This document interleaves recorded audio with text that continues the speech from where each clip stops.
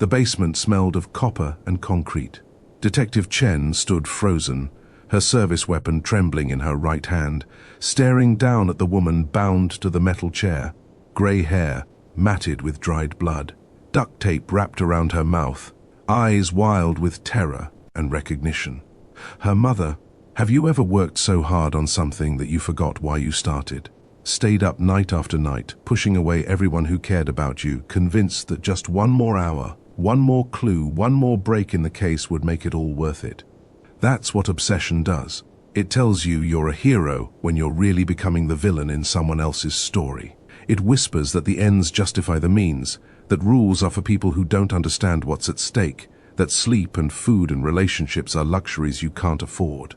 What I'm about to tell you will make you question everything you think you know about memory, guilt, and the monsters that hide in plain sight. Because sometimes the person hunting the darkness is the one carrying it inside them all along. This is the story of how one detective's 73-day manhunt destroyed everything she thought she knew about justice, family, and herself. And if you're new here, welcome to a place where we explore the true crime cases that expose the fragile line between order and chaos. If you're back for another story, you already know how deep these go. Before we go any further into this nightmare, hit that subscribe button. What happens next will challenge everything you think you know about right and wrong, and trust me, you won't want to miss where this goes. Mid-March, in Riverside, rain hammering against the precinct windows. Detective Chen had been awake for 41 hours straight, her desk buried under case files, crime scene photographs and empty coffee cups that had formed a fortress around her workspace. The Riverside Strangler had claimed his fifth victim 3 days ago. Monica Herrera, 28, found in the industrial district with the same ligature marks, the same posed positioning, the same taunting absence of physical evidence. 73 days since the first body. 73 days of Chen chasing shadows while her personal life crumbled like wet paper. Marcus Webb had seen his partner deteriorate before. 6 years working homicide together meant he'd watched Chen pull all-nighters, skip meals, live on caffeine and determination. But this was different. This was a woman vanishing into her own obsession, disappearing one sleepless night at a time. He knocked on the doorframe of her office. She didn't look up. "When's the last time you went home?" he asked. Chen's fingers hovered over a photograph of ligature marks. "I sleep here." "That's not what I asked." "Then stop asking questions you don't want answers to." The evidence board dominated the entire back wall of her workspace. 6 faces stared out from crime scene photos. Jennifer Santos, 32, Patricia Wong, 29, Rachel Kimura, 31, Denise Abbott, 27, Monica Herrera, 28, Jessica Mora, 30, red string connected locations, blue string linked dates, green string mapped the geographical pattern that had consumed Chen's every waking thought for the past 2.5 months. She stood, pointing at the web she'd constructed. "Look at the intervals, 14 days, 16 days, 13 days, 15 days, 14 days again. He's operating on a cycle, but it's not calendar-based. It's opportunistic with a window." Marcus studied the board. He'd seen it 100 times, but Chen explained it like he was seeing it for the first time. The locations form a radius that's slowly tightening. First victim, industrial district. Second, warehouse zone. Third, commercial area. Fourth, residential edge. Fifth, inner residential. "We've been through this," Marcus said quietly. "But the 5th victim breaks everything," Chen continued, as if he hadn't spoken. Monica Herrera was brunette. All the others were blonde, between 27 and 32, similar builds, similar features. Why change? She grabbed a marker, circling Monica's photo. Unless she wasn't part of the pattern, unless she was a mistake, or a message, or you're seeing connections that aren't there because you haven't slept in 2 days. Chen turned on him, and for a moment, Marcus saw something dangerous flash across her face. Then it was gone, replaced by the hollow-eyed determination he'd grown familiar with. "My sister was 28 when she disappeared," Chen said, her voice flat. "Blonde, same build as victims 1 through 4, 12 years ago, and they never found her body. Never found anything except her car abandoned at Baker's Point with the keys still in the ignition and her phone on the passenger seat." Marcus knew this story. Everyone in the department knew about Amy Chen. It was the case that had driven Chen to become a detective in the first place, the ghost that haunted every investigation she touched. "This isn't about Amy," Marcus said gently. "Everything's about Amy." Chen's laugh was bitter. "You think I don't know that? You think I don't see her face every time I close my eyes? 12 years, Marcus. 12 years of wondering if she suffered, if she called for me, if she died thinking I'd abandoned her because I was too busy with college finals to answer her calls that week." The silence between them stretched tight. "This job destroys you if you let it get personal," Marcus said. Too late for that advice. Chen turned back to the board, and Marcus saw her shoulders tense. Something had changed in her posture. She leaned closer to the timeline, her finger tracing something he couldn't see. "What?" he asked. "The intervals. I've been counting wrong. It's not between discoveries, it's between kills. The medical examiner estimated time of death, and if you use those instead of when we found them." Her office phone rang. Chen stared at it like it was a bomb. "You going to get that?" Marcus asked. "It's 2:47 in the morning. No one calls with good news at 2:47 in the morning." But she picked it up anyway. Marcus watched her face drain of color as she listened. "Where?" she asked. Then, "We're on our way." She hung up, met his eyes. "Number 6, she said. "And this time, they found her with ID." Captain Morrison's voice had been clipped on the phone. Professional, but Chen heard the undercurrent of something else. Concern, maybe fear. The drive to the crime scene took 18 minutes through empty streets still slick with rain. Marcus drove while Chen stared out the window, watching the city blur past. "You know her, don't you?" Marcus finally asked. "The victim. That's why Morrison called you directly." Chen didn't answer immediately. When she did, her voice was steady, too steady.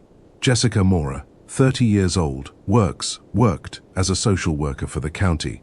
We met at a grief support group 4 years ago." "Jesus, Chen." "She lost her husband in a car accident. I was there for the anniversary of Amy's disappearance. We got coffee a few times after meetings. Nothing major, just two people who understood what it meant to have a hole in your life that never closes." The car fell silent, except for the rhythmic thump of wipers clearing the windshield.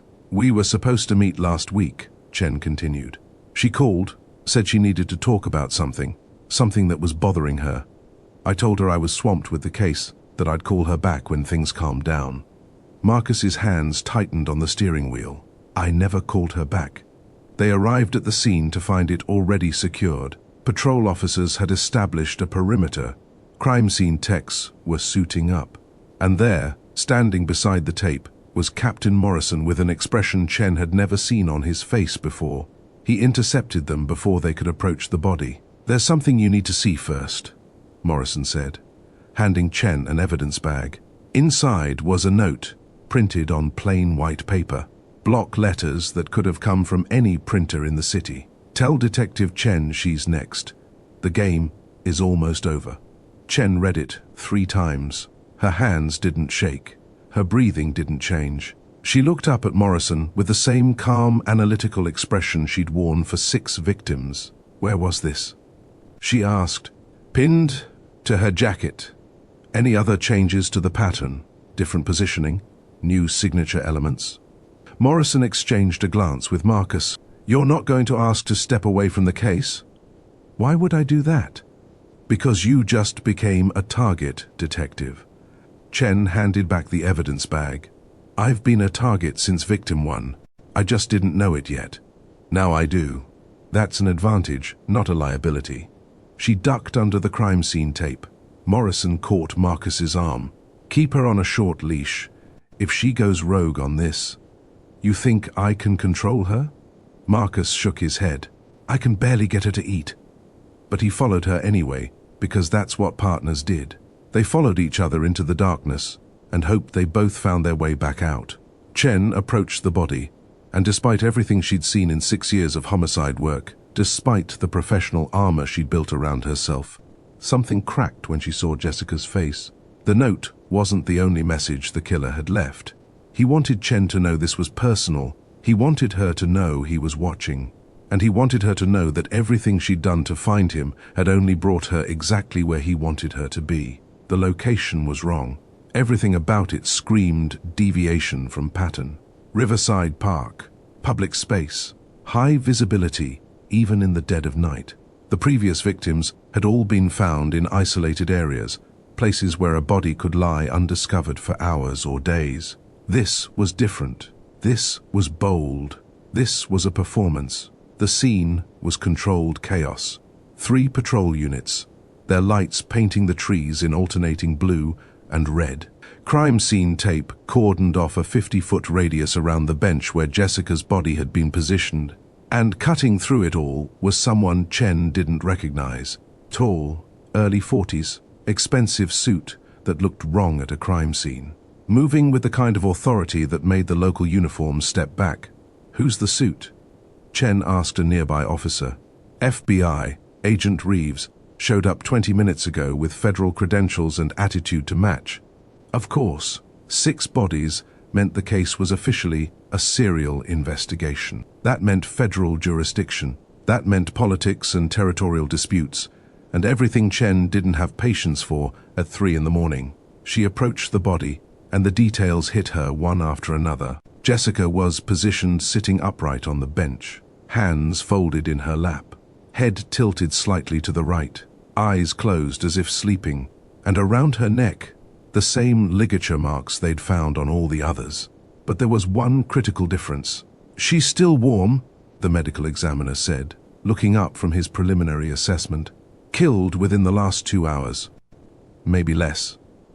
Chen's mind raced. Every other victim had been held for days before being dumped. The autopsies showed signs of captivity, dehydration, psychological torture before the final act. This was fresh, immediate. "He's accelerating," she said aloud. "Or he's getting sloppy," Agent Reeves said, appearing beside her. "Agent David Reeves, Behavioral Analysis Unit. You must be Detective Chen." She didn't take his offered hand. "This is a local investigation." Was a local investigation. 6 bodies makes it federal. I'm here to help, not take over. Everyone who says that always takes over. "Captain Morrison already briefed me on the threat," Reeves continued, ignoring her hostility. "I'm recommending protective custody, round-the-clock security detail until we establish whether—" "No, Detective, you're a target. The note makes that clear." "The note makes me leverage," Chen corrected. "He wants me scared. He wants me looking over my shoulder. He wants me off balance. Putting me in protective custody gives him exactly what he wants." Marcus stepped between them. "Maybe we should discuss this back at the precinct." "There's nothing to discuss," Chen said. "I'm not hiding while he's out here." She turned back to Jessica's body, and something caught her eye. The positioning of the hands, the angle of the head. It triggered a memory she couldn't quite place. Something familiar in the staging that went beyond the previous victims. Reeves studied her. "You see something." "I see everything," Chen said. "That's the problem."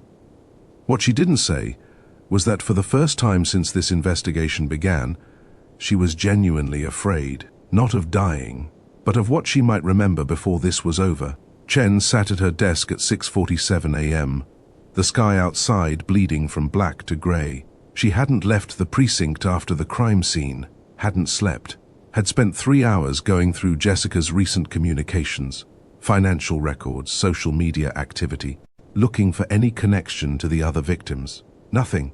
Jessica didn't fit the pattern any more than Monica Herrera had. Her computer chimed with a new email. The sender line was blank. The subject line read, "You're looking in the wrong place." Chen's hand hovered over the mouse. Every instinct screamed trap.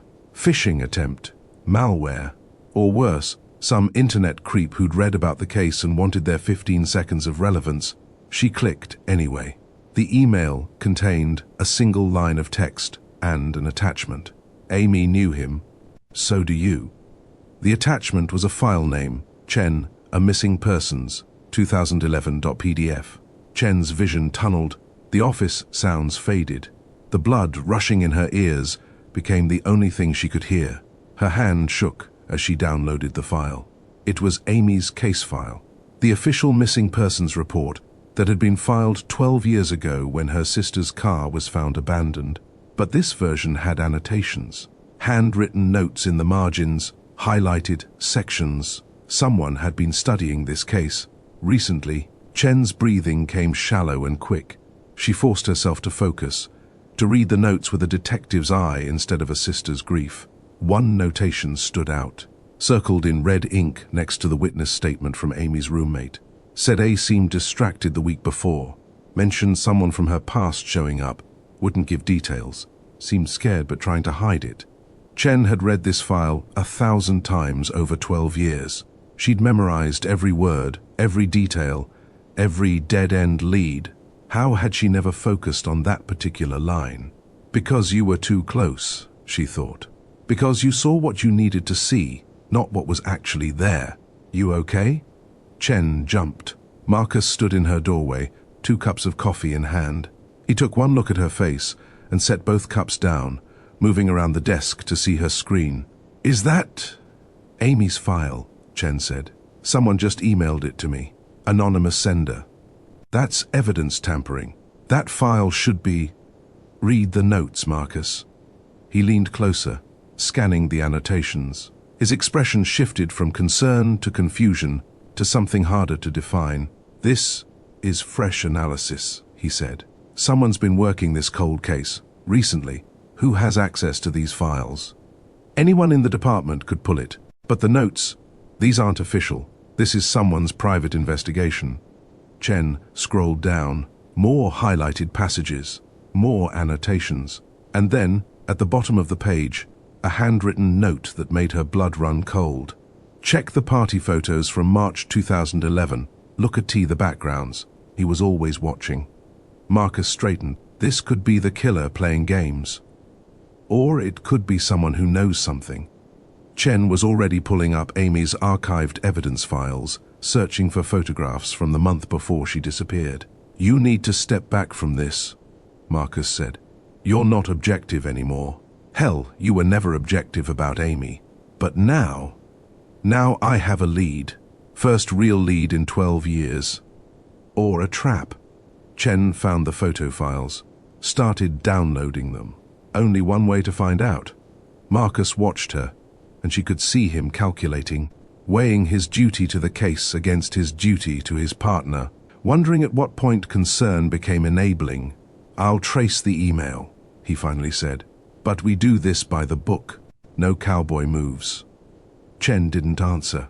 She was too busy staring at thumbnails of her sister's face, frozen in moments of happiness from 12 years ago, searching for the monster hiding in the margins. Conference room B had been transformed into what Marcus called Chen's conspiracy bunker.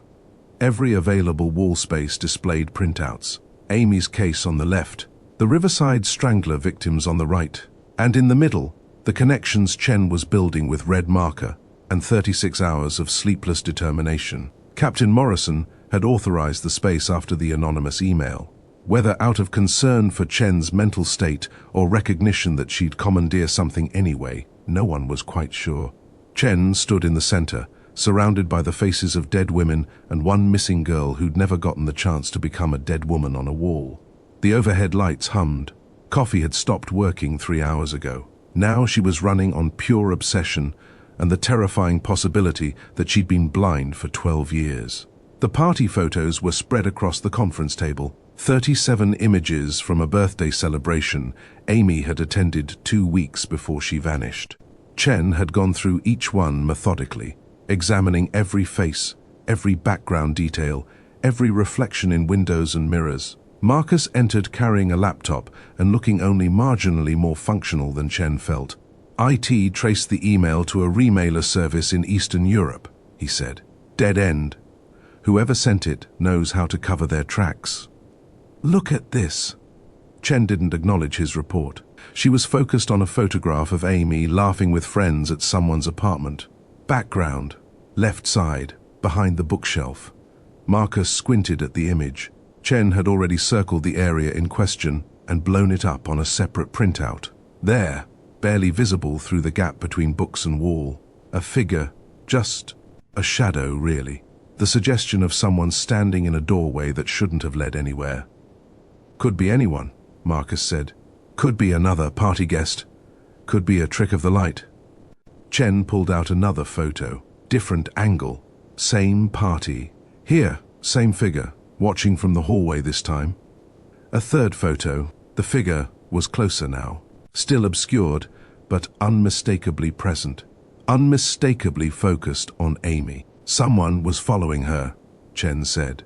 Someone who knew how to stay in the margins, how to be present without being seen.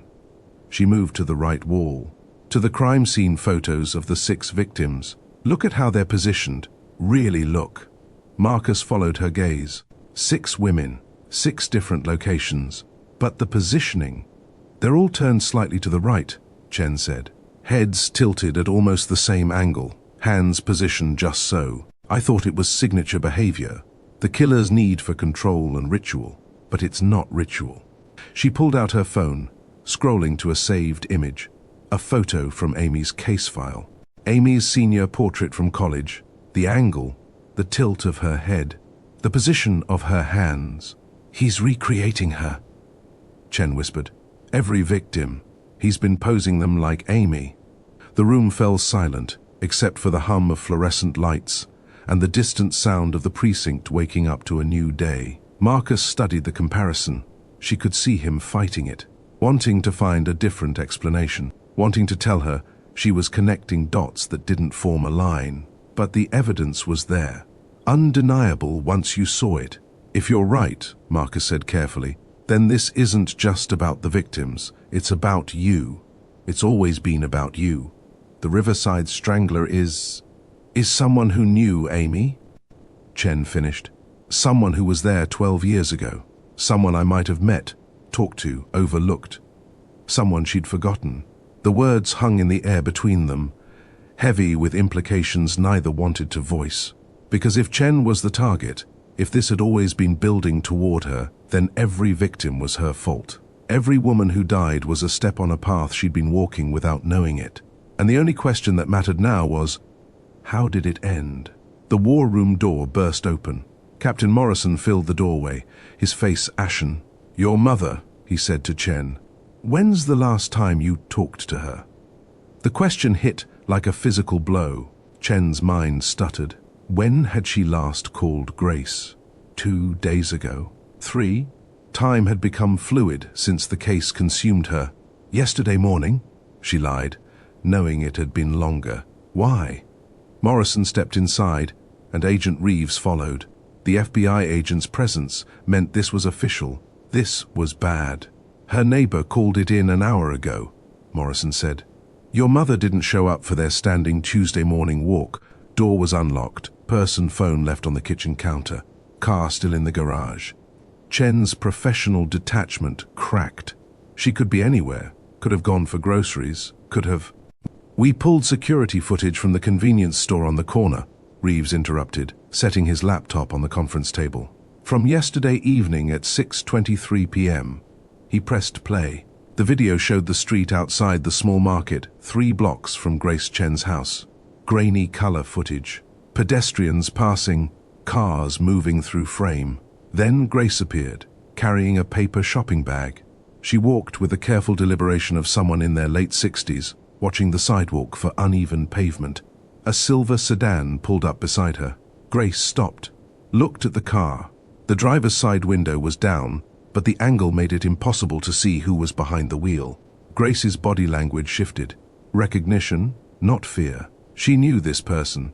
She approached the car, spoke to the driver. The conversation lasted 42 seconds. Then Grace walked around to the passenger side and got in. The sedan pulled away, disappeared from frame. Plate? Chen heard herself ask. Her voice sounded distant, not quite attached to her body. Stolen from a vehicle in Oakmont 3 weeks ago, Reeves said. Registered owner reported it missing. Hasn't been recovered. 3 weeks, Marcus repeated. That's premeditation. He's been planning this. Chen rewound the footage, watched her mother's face, watched the way she moved toward the car without hesitation, without fear. She knew him, Chen said. Look at her posture. She's not guarded. She's confused but not threatened. This is someone she recognizes, someone she trusts. Morrison cleared his throat. We're working on the assumption this is connected to the Riverside case, to the threat against you. It's not an assumption, Chen said flatly. It's fact. He took her to get to me. She turned to the evidence boards, stared at Amy's photos, at the victims positioned like her sister, at the patterns she'd been too close to see clearly. Pull every case I've worked in the last 5 years, she said. Every arrest, every conviction, every suspect who made threats. Cross-reference with anyone who had access to Amy 12 years ago. Friends, classmates, co-workers, everyone. That's thousands of names, Reeves said. Then get started. Marcus touched her shoulder. Chen, take a breath. We'll find her. But Chen was already moving, pulling files, making lists, her hands steady now that she had a concrete task. Now that the nightmare had a shape she could fight. He's been watching my family for 12 years, she said. He took Amy. Now he has my mother. And I'm supposed to what? Wait? Hope? Put out an APB and pray he gets pulled over for a broken taillight? We follow procedure, Morrison said firmly. We work the case. We don't make emotional decisions that get people killed. Chen met his eyes. He already killed 6 women. Emotion has nothing to do with this anymore. Her phone buzzed. Unknown number. Chen looked at Marcus. At Morrison. At Reeves. She answered. For 5 seconds, there was only silence. Then breathing. Slow. Controlled. The breathing of someone who'd been waiting for this moment.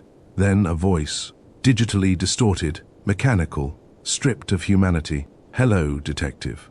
Do you remember what you've forgotten? Chen's hand tightened around the phone. Marcus was already signaling to Morrison to get a trace running. Reeves moved closer, activating a recording app on his own device. Who is this? Chen asked, keeping her voice level. You know who I am. The distorted voice carried an undercurrent of amusement. You've been looking for me for 73 days. Before that, you were looking for me for 12 years. You just didn't know it. Where's my mother? Safe, for now, comfortable. She's sleeping in the room next to where Amy slept. I've kept it exactly as it was. I thought that would mean something to you. Chen's blood turned to ice. The room next to where Amy slept. Present tense, not past. Amy's alive? Amy was alive for a long time, the voice said. She told me so much about you, about your childhood, your fears, your dreams of becoming a detective like your father. She was very proud of you, right up until the end. You're lying. Am I? How would I know about the scar on your left shoulder, the one you got when you were 8 and fell off the swing set? Amy pushed you. She felt guilty about it for years, used to wake up crying. Only Amy knew that story. Only Amy and Chen, and their mother. What do you want? Chen forced the words through clenched teeth. I want you to remember, the voice said. I want you to remember the last time we met, the last time you looked at me and didn't see me, the last time you had the chance to save your sister and chose not to. I never... March 17th, 2011, Amy's friend's birthday party. You stopped by for 20 minutes before heading back to campus. I was there. We spoke. You looked right at me and smiled. Chen's mind raced back. 12 years. She'd driven home that weekend, stopped at the party to say hello to Amy, promised they'd have coffee the next day, then left to study for finals. The next day, Amy was gone. I don't remember you, Chen said. That's because you weren't paying attention. You were too busy, too focused on your own life, too important to notice the person standing next to your sister, the person who would take her away 2 weeks later. Tell me your name. You already know it. It's buried in your memory, along with everything else you've chosen to forget. But I'll give you a hint. Check Amy's case file again. Look at the witness statements. Look at the name that appears 3 times and then disappears. Marcus was writing frantically on a notepad. Keep him talking. Why the other women? Chen asked, why kill them? Because you forgot. Because 12 years passed and you moved on with your life and your career while Amy rotted in the ground. The other women were reminders. Each one posed exactly like the last photo you took of Amy. Each one left where you'd eventually find them. leading you back to me, back to the truth. This is insane. This is justice, the voice corrected. I gave you 73 days to figure it out, to remember, to prove you deserve to call yourself a detective. But you failed, just like you failed Amy. Where is my mother? You have 4 hours, the voice said. Come alone to the place where it all began, the place you should have looked 12 years ago. If you bring backup, if you involve the FBI, if you do anything except exactly what I tell you, I'll kill Grace the way I killed Amy. Slowly, while thinking about you. Wait! Oh, and detective? Look at your phone. A text message appeared. A photograph. Grace Chen bound to a chair in what looked like a basement. Behind her, pinned to the wall, were dozens of photographs of Amy, every stage of captivity, every moment of suffering. And in the corner, barely visible, a reflection in a mirror, a figure watching the camera, too distorted to identify, but unmistakably there. 4 hours, the voice repeated. Tick-tock. The line went dead. Chen stared at the photo, at her mother's terrified eyes, at Amy's documented torture, at the monster who'd been waiting 12 years for this moment. Marcus grabbed her arm. We trace it. We triangulate the location. We go in with SWAT and... No. Chen's voice was cold. Decided. He'll kill her. You heard him.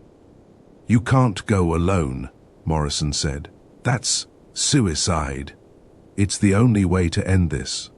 She looked at the war room walls, at the patterns she'd spent 73 days mapping, at the connections she'd finally made too late to save anyone, at the name in Amy's witness statements that appeared 3 times and then vanished. Thomas Werner, Amy's teaching assistant, the grad student she'd mentioned casually, the person who'd helped her with a research paper and attended a few parties and then transferred schools right before she disappeared. The person Chen had met once, briefly, at that birthday party 12 years ago. The person she'd forgotten completely. Chen grabbed her jacket. Where are you going? Reeves demanded. To the place where it all began. Chen said. To finish what I should have finished 12 years ago. And before anyone could stop her, she was gone. The precinct parking lot. Chen sat in her car, engine off, hands gripping the steering wheel like it was the only solid thing left in the world. 4 hours. The voice had given her 4 hours to remember a place she'd spent 12 years trying to forget. Marcus appeared at her window, knocked gently. She unlocked the door, and he slid into the passenger seat. You're not doing this alone, he said. I have to. Then at least let me help you remember. You said Werner mentioned you were there, at the party, that you spoke to him. Close your eyes. Marcus! Close them. Trust me. Chen exhaled slowly and let her eyes drift shut. The darkness behind her eyelids felt like falling. Take yourself back, Marcus said, his voice low and steady. March 2011. You're driving home from campus. What's playing on the radio? Classical music, Chen heard herself say. Bach.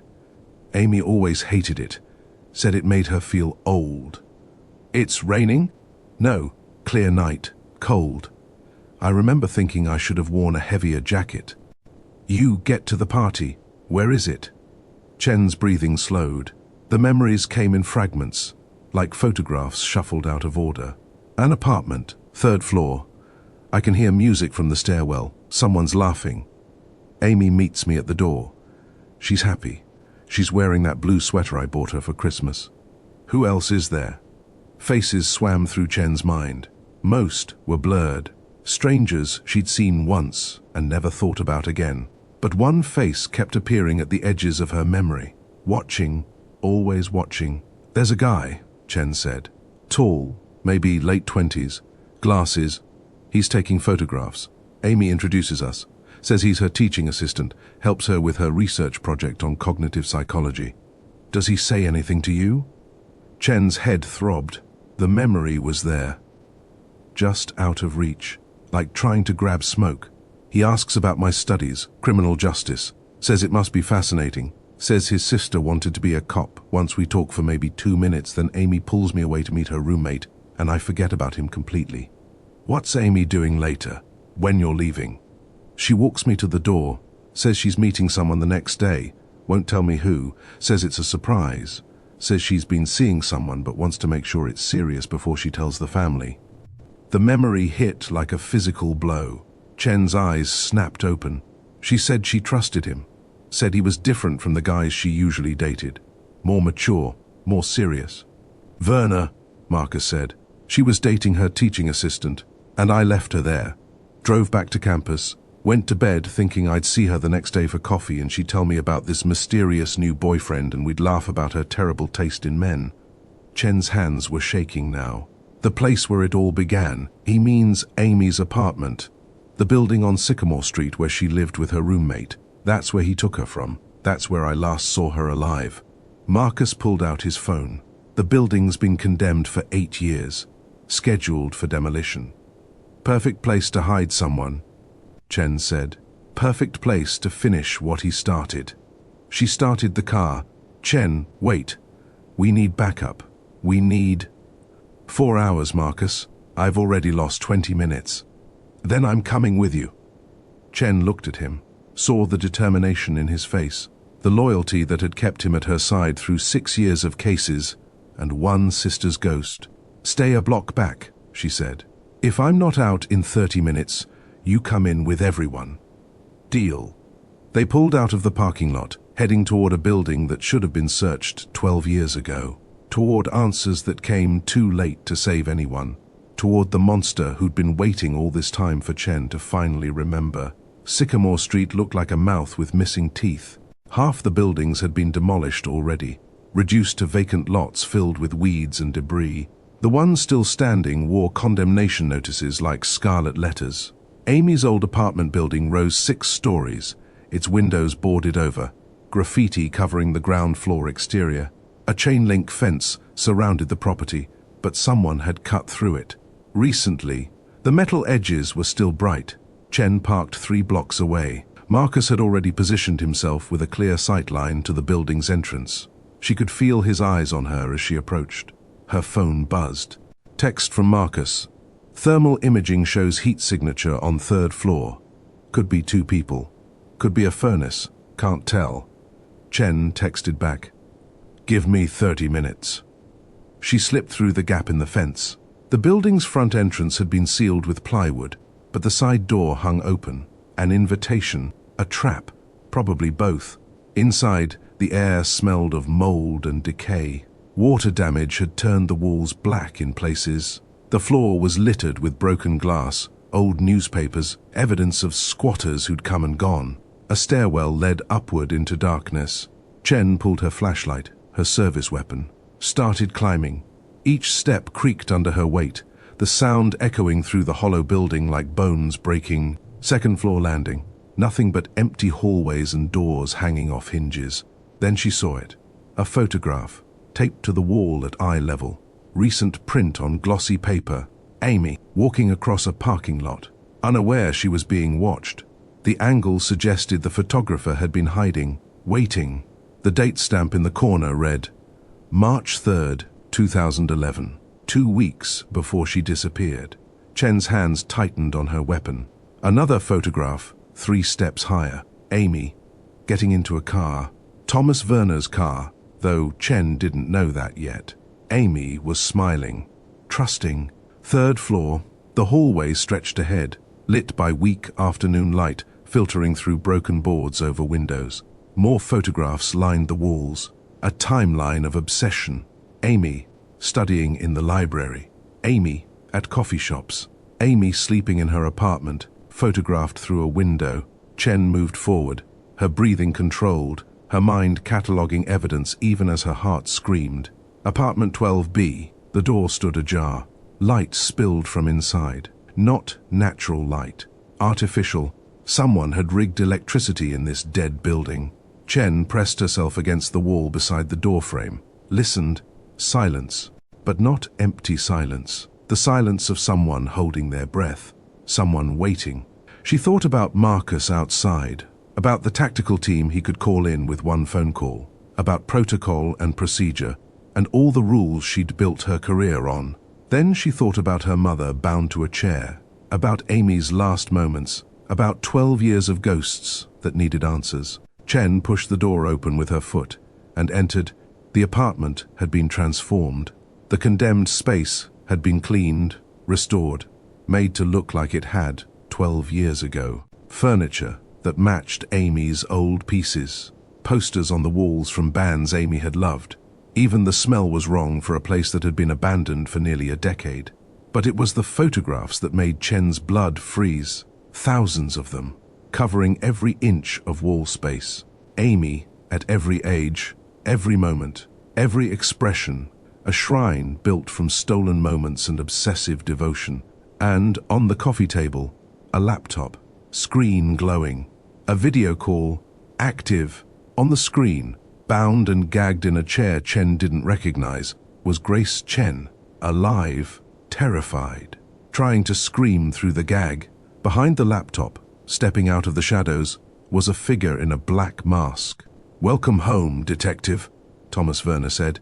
"We've been waiting for you." Werner moved like someone who'd rehearsed this moment 1,000 times. Smooth, confident. He gestured to the laptop screen where Grace struggled against her restraints. "Your mother is safe," he said, his voice still carrying that digitally distorted quality. He was using a modulator, Chen realized.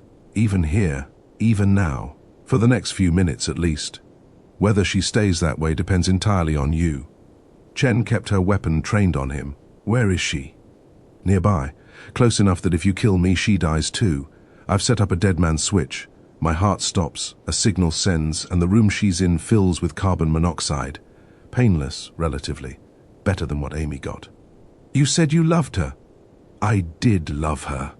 Werner's voice cracked slightly. "I still do. That's why I saved her.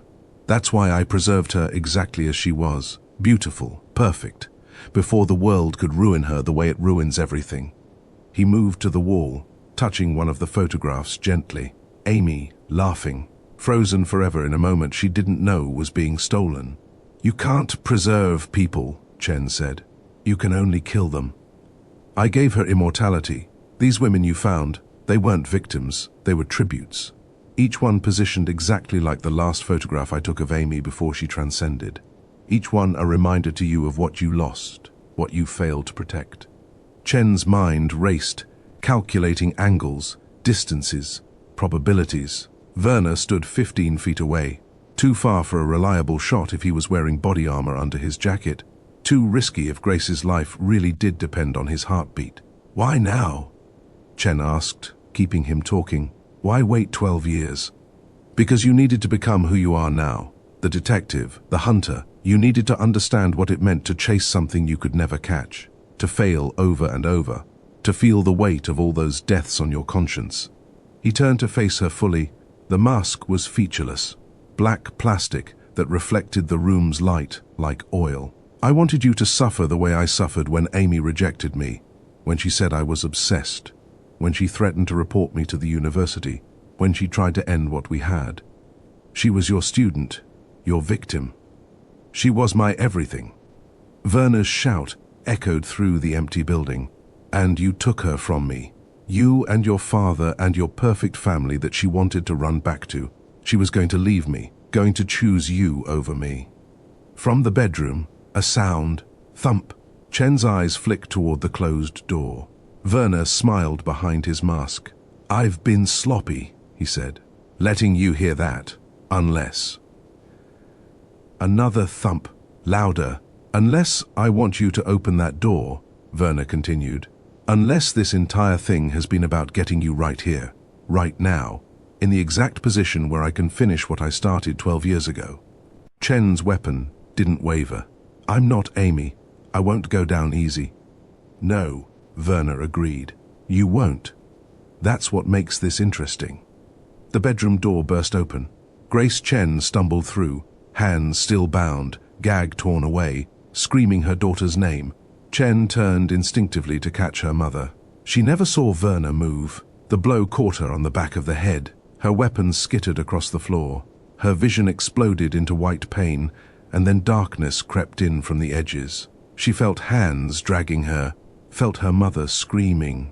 felt the world tilting as she was pulled into the bedroom where Amy had spent her last moments alive. And then she felt nothing at all. Chen's consciousness returned in pieces. Pain first, sharp and immediate, at the base of her skull. Then sound, her mother's voice, ragged and desperate.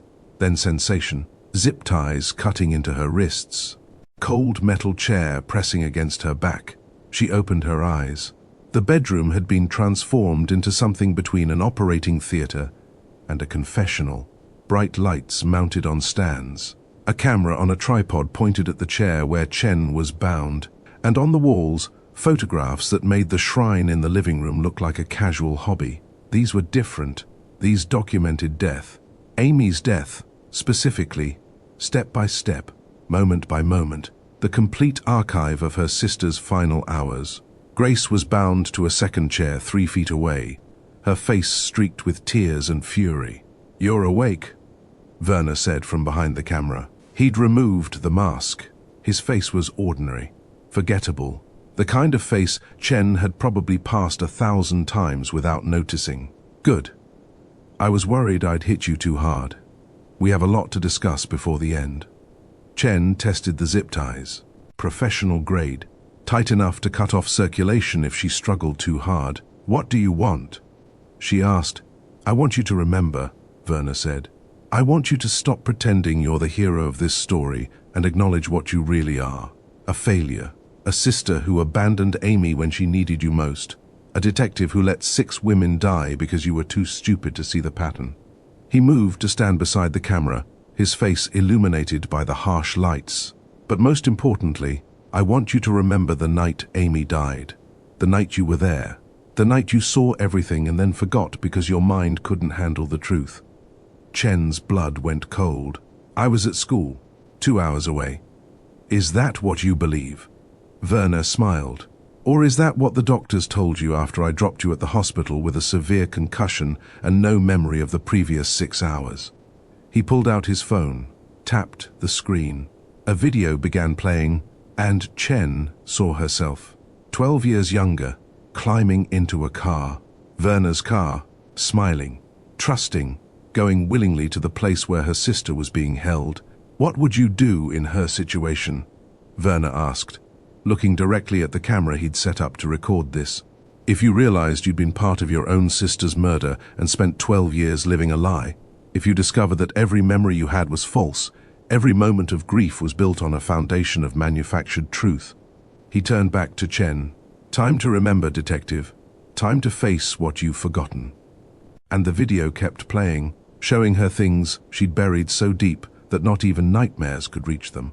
If you're watching this unfold and thinking you'd handle it differently, drop a comment right now. Tell me what you'd do in Chen's situation. And don't forget to share this with someone who loves crime thrillers, because what happens next is going to redefine everything you think you know about justice.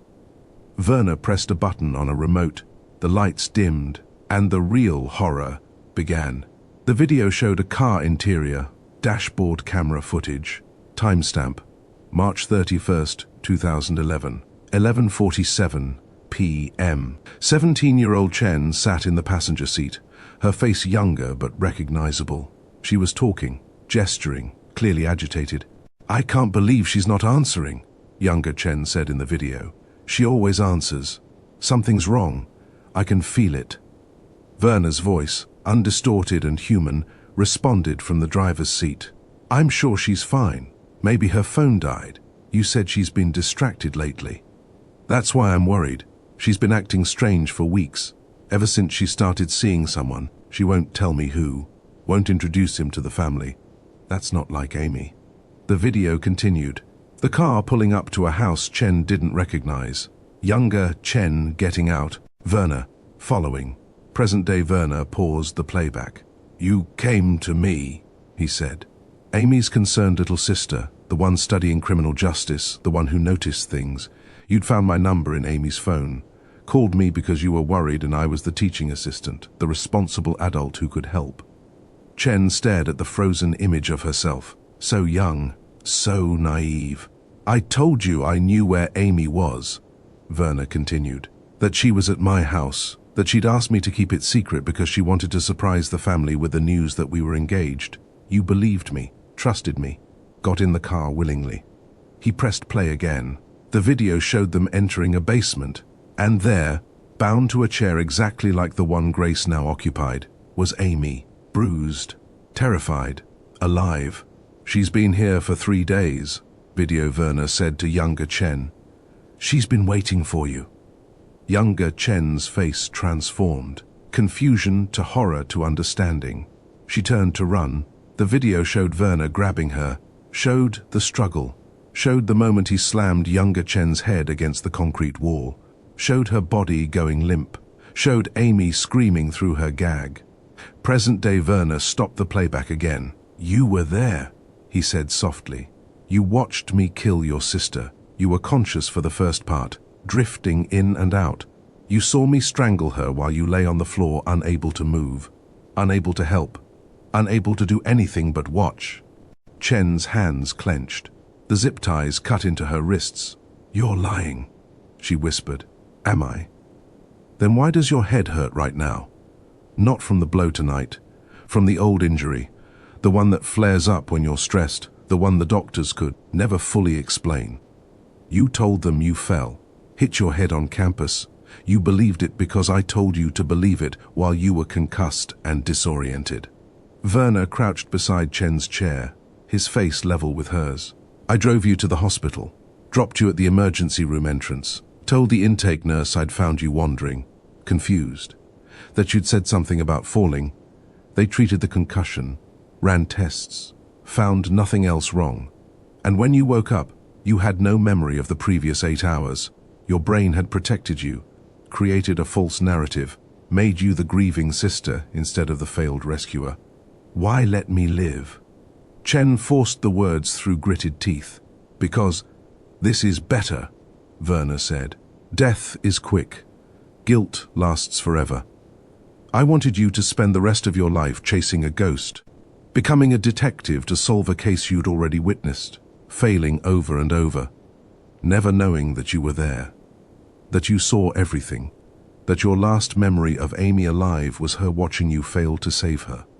Grace sobbed in her chair. He's lying, baby. He has to be lying. But Chen knew he wasn't. The headaches, the nightmares she could never quite remember. The feeling that she'd forgotten something crucial about the night Amy disappeared. It had all been real. She'd been there. And she'd failed. Grace Chen had been quiet for too long. Bound, gagged for most of her captivity, treated like a prop in her daughter's trauma. But Grace Chen hadn't raised 2 daughters alone after her husband's death by being fragile. The zip ties on her wrists had been loosening for the past 10 minutes. Werner had been too focused on his monologue, too invested in breaking Chen psychologically to notice Grace working the plastic restraints against the sharp edge of a screw protruding from the chair's metal frame. She'd felt the ties give, felt the plastic tear, waited for the exact right moment. That moment was now. Grace erupted from the chair like a force of nature. She grabbed the broken doorframe piece she'd noticed earlier, the one with the jagged edge, and swung it with every ounce of fury a mother could summon. The wood connected with Werner's shoulder. He stumbled, surprised, reaching for something in his jacket. You took my daughter. Grace screamed, swinging again. You took my baby, and you made me bury an empty coffin. Chen was already moving, hands still bound, but her legs were free. She drove her shoulder into Werner's midsection, knocking him back against the camera tripod. It crashed to the floor. Grace hit him again. The doorframe shattered against his skull. Chen rolled, her hands finding her service weapon where it had skittered under a table. Zip ties made it impossible to grip properly, but she managed to hook the trigger guard with her finger. Werner was on his feet, blood streaming from a cut above his eye, pulling a knife from his jacket. The bedroom door exploded inward. Marcus led the tactical team, FBI agent Reeves right behind him. 4 officers in full gear, weapons trained, shouting commands that overlapped into incomprehensible noise. Drop the weapon. Hands where we can see them. Get on the ground now. Werner looked at Chen, at Grace, at the armed officers surrounding him, and he smiled. "You'll never know," he said. "You'll never know if those memories I showed you are real or just another story I planted. You'll spend the rest of your life wondering if you really failed Amy or if I made you believe you did." Marcus fired. The shot took Werner in the shoulder. Non-lethal. Precise. He went down. Officers swarmed. Cuffed him. Read his rights. Chen finally got a clear look at his face. Studied the features she should have remembered. Searched for recognition. Nothing. Just a stranger's face. A monster who looked like anyone. Marcus cut the zip ties from Chen's wrists. "You okay?" Chen looked at her mother, at Werner being hauled to his feet, at the photographs documenting her sister's death. "No," she said, "but we got him." It was supposed to feel like victory. It felt like drowning. 3 days later, they found Amy. The search teams had been methodical. Werner wasn't talking, but his property records led them to a warehouse scheduled for demolition. The same warehouse where Monica Herrera had been found. Amy Chen was in a crawl space under the foundation, buried in a sealed container that had preserved her remains better than anyone expected. 12 years in the ground, and she was still identifiable. DNA confirmation took a week. The funeral was small, private, just family and a few of Amy's friends who'd never stopped wondering. Chen stood at the graveside while rain fell in sheets, watching a coffin that actually contained her sister being lowered into earth. The first funeral had been theater, empty box and empty promises. This one was real. She'd prepared a eulogy, had written and rewritten it a dozen times, but when the moment came to speak, the words dissolved. "I don't remember you," Chen finally said, her voice barely audible over the rain. "I mean, I remember the idea of you, the sister I lost, the case I couldn't solve. But the real you, the person you were before you became a ghost? I don't know if I ever really knew her." Grace stood beside her, holding an umbrella they were both ignoring. "Werner said I was there when you died," Chen continued. "Said I watched it happen and forgot. The doctors say he could have implanted false memories. That trauma and suggestion can create experiences that feel real but never happened. They've run every test, tried hypnosis, tried everything. I still don't know." She knelt beside the grave, rain soaking through her coat. "I don't know if I failed you or if he made me believe I failed you. I don't know if my last memory of you is real or manufactured. I don't even know if it matters anymore. You're still dead. I'm still here, and nothing I do will change that." The coffin reached the bottom. Workers began filling the grave. "I'm sorry," Chen whispered, "for whatever I did or didn't do, for whatever I remember or forgot, for taking 12 years to bring you home. I'm sorry." Grace's hand found her shoulder, squeezed. They stood together in the rain, burying a sister and daughter for the second time, and Chen wondered if grief ever really ended, or if you just learned to carry it better. Thomas Werner was charged with 7 counts of first-degree murder. Amy Chen, Jennifer Santos, Patricia Wong, Rachel Kimura, Denise Abbott, Monica Herrera, Jessica Mora. The evidence was overwhelming. DNA, fibers, the video documentation he'd kept of everything. His laptop contained files going back 15 years, photographs of women he'd stalked, journals detailing his obsessions, a complete confession in digital form. The district attorney called it the most solid case she'd seen in 20 years. Werner's trial was scheduled for 6 months out. His defense attorney was already talking about insanity pleas and traumatic childhood, the kind of legal theater that would drag on for years. Chen didn't care about the trial, didn't care about justice or closure or any of the empty words people kept offering. She cared about the empty space in her memory, the 6 hours she either lived through or imagined, the question Werner had planted that would grow like cancer. She returned to work 4 weeks after the arrest. Captain Morrison had offered leave, mandatory counseling, time to process. Chen processed by working. Marcus found her at her desk on her first day back, surrounded by files that had nothing to do with the Riverside strangler. "What are you doing?" he asked. "Working," Chen said. "Jennifer Walsh case, missing person from 2009, same geographic area as Amy, same victim profile, never solved." "Chen." "Werner kept journals," she continued, not looking up. FBI profiler who reviewed them says there are references to other women, other names, other kills that predate Amy. He's been doing this longer than we thought. Marcus sat on the edge of her desk. You can't save them. They're already gone. But I can find them. I can give their families what I finally got. Answers, bodies to bury, an ending. Is that what you got? An ending? Chen finally looked at him. The question hung between them. No, she admitted. But maybe that's the point. Maybe some stories don't end. They just stop. She turned back to the Jennifer Walsh file, to the photograph of another blonde woman in her late 20s who'd vanished without explanation, to the next ghost that needed a voice. Marcus watched her for a long moment. Then he grabbed a second chair and sat down beside her. Where do we start? He asked, because that's what partners did. They carried each other's ghosts. That's the end of part 1, Chen said, not realizing she was speaking to a larger audience than just Marcus. But this story, it's far from over. Part 2 drops soon, and you need to see what happens next. Subscribe, hit that notification bell, drop a comment below with your theories. Did Amy save her sister by dying? Who else did Werner kill? Did Chen really witness her sister's murder, or did he plant false memories to torture her for the rest of her life? We're going deeper into all of it in part 2, because some cases don't close. Some monsters leave echoes. And some detectives spend their entire lives chasing shadows of the people they couldn't save. She opened the Jennifer Walsh file, and the hunt began again. Part 2 begins. The FBI war room in Quantico looked like a conspiracy theory.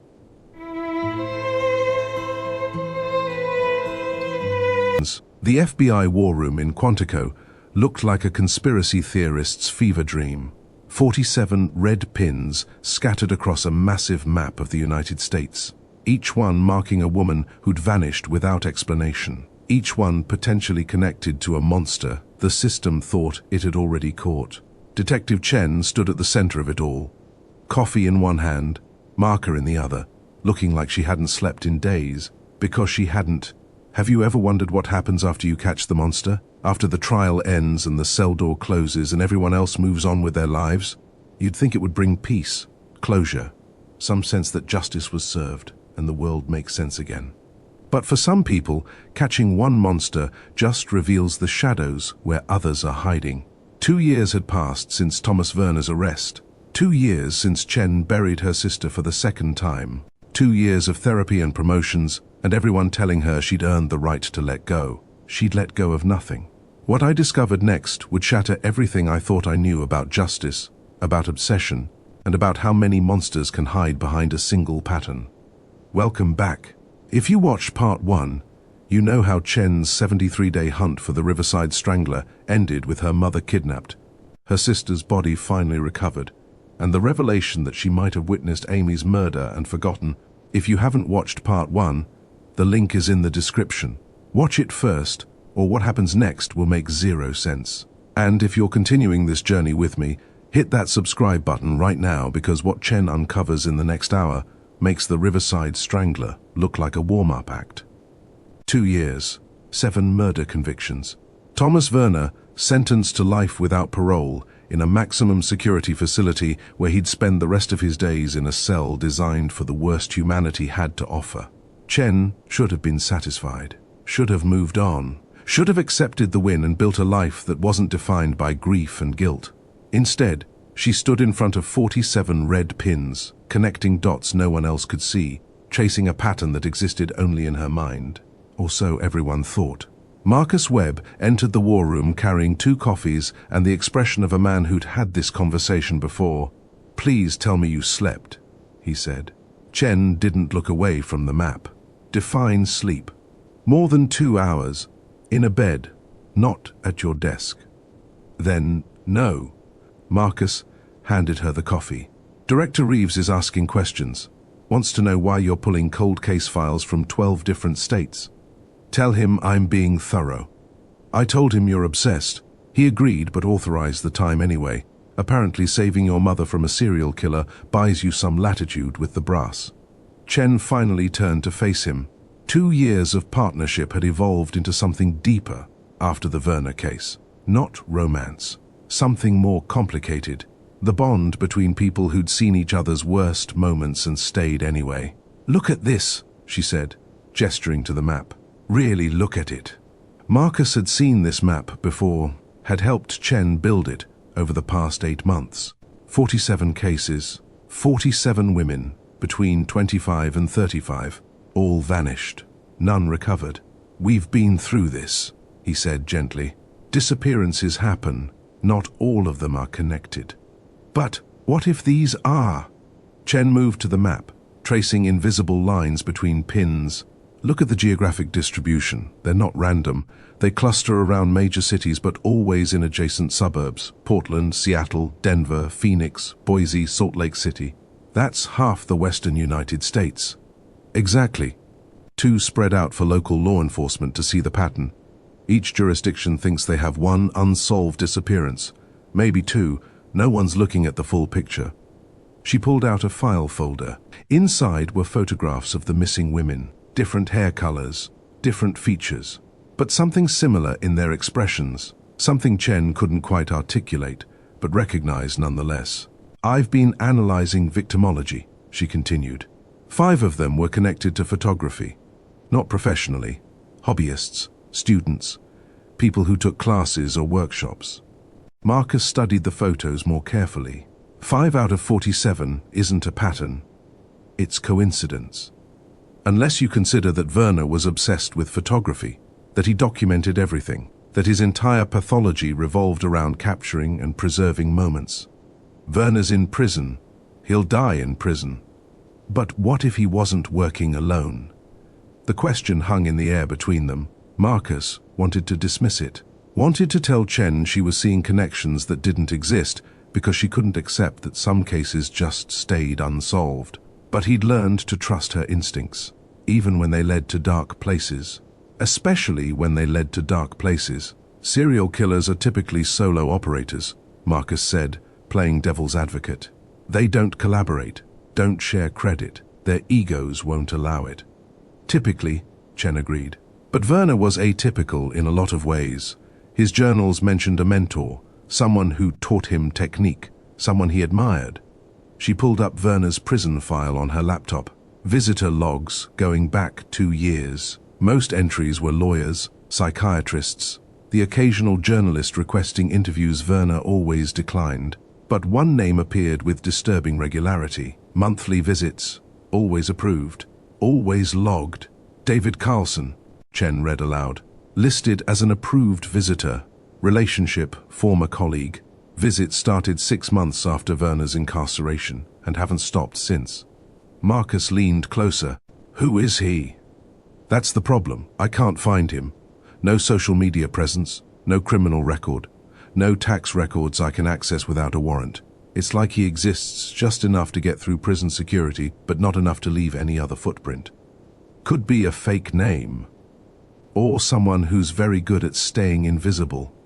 Chen pulled up another file. Jennifer Walsh. The missing person case she'd been working the day Werner was arrested. The one that had never been solved.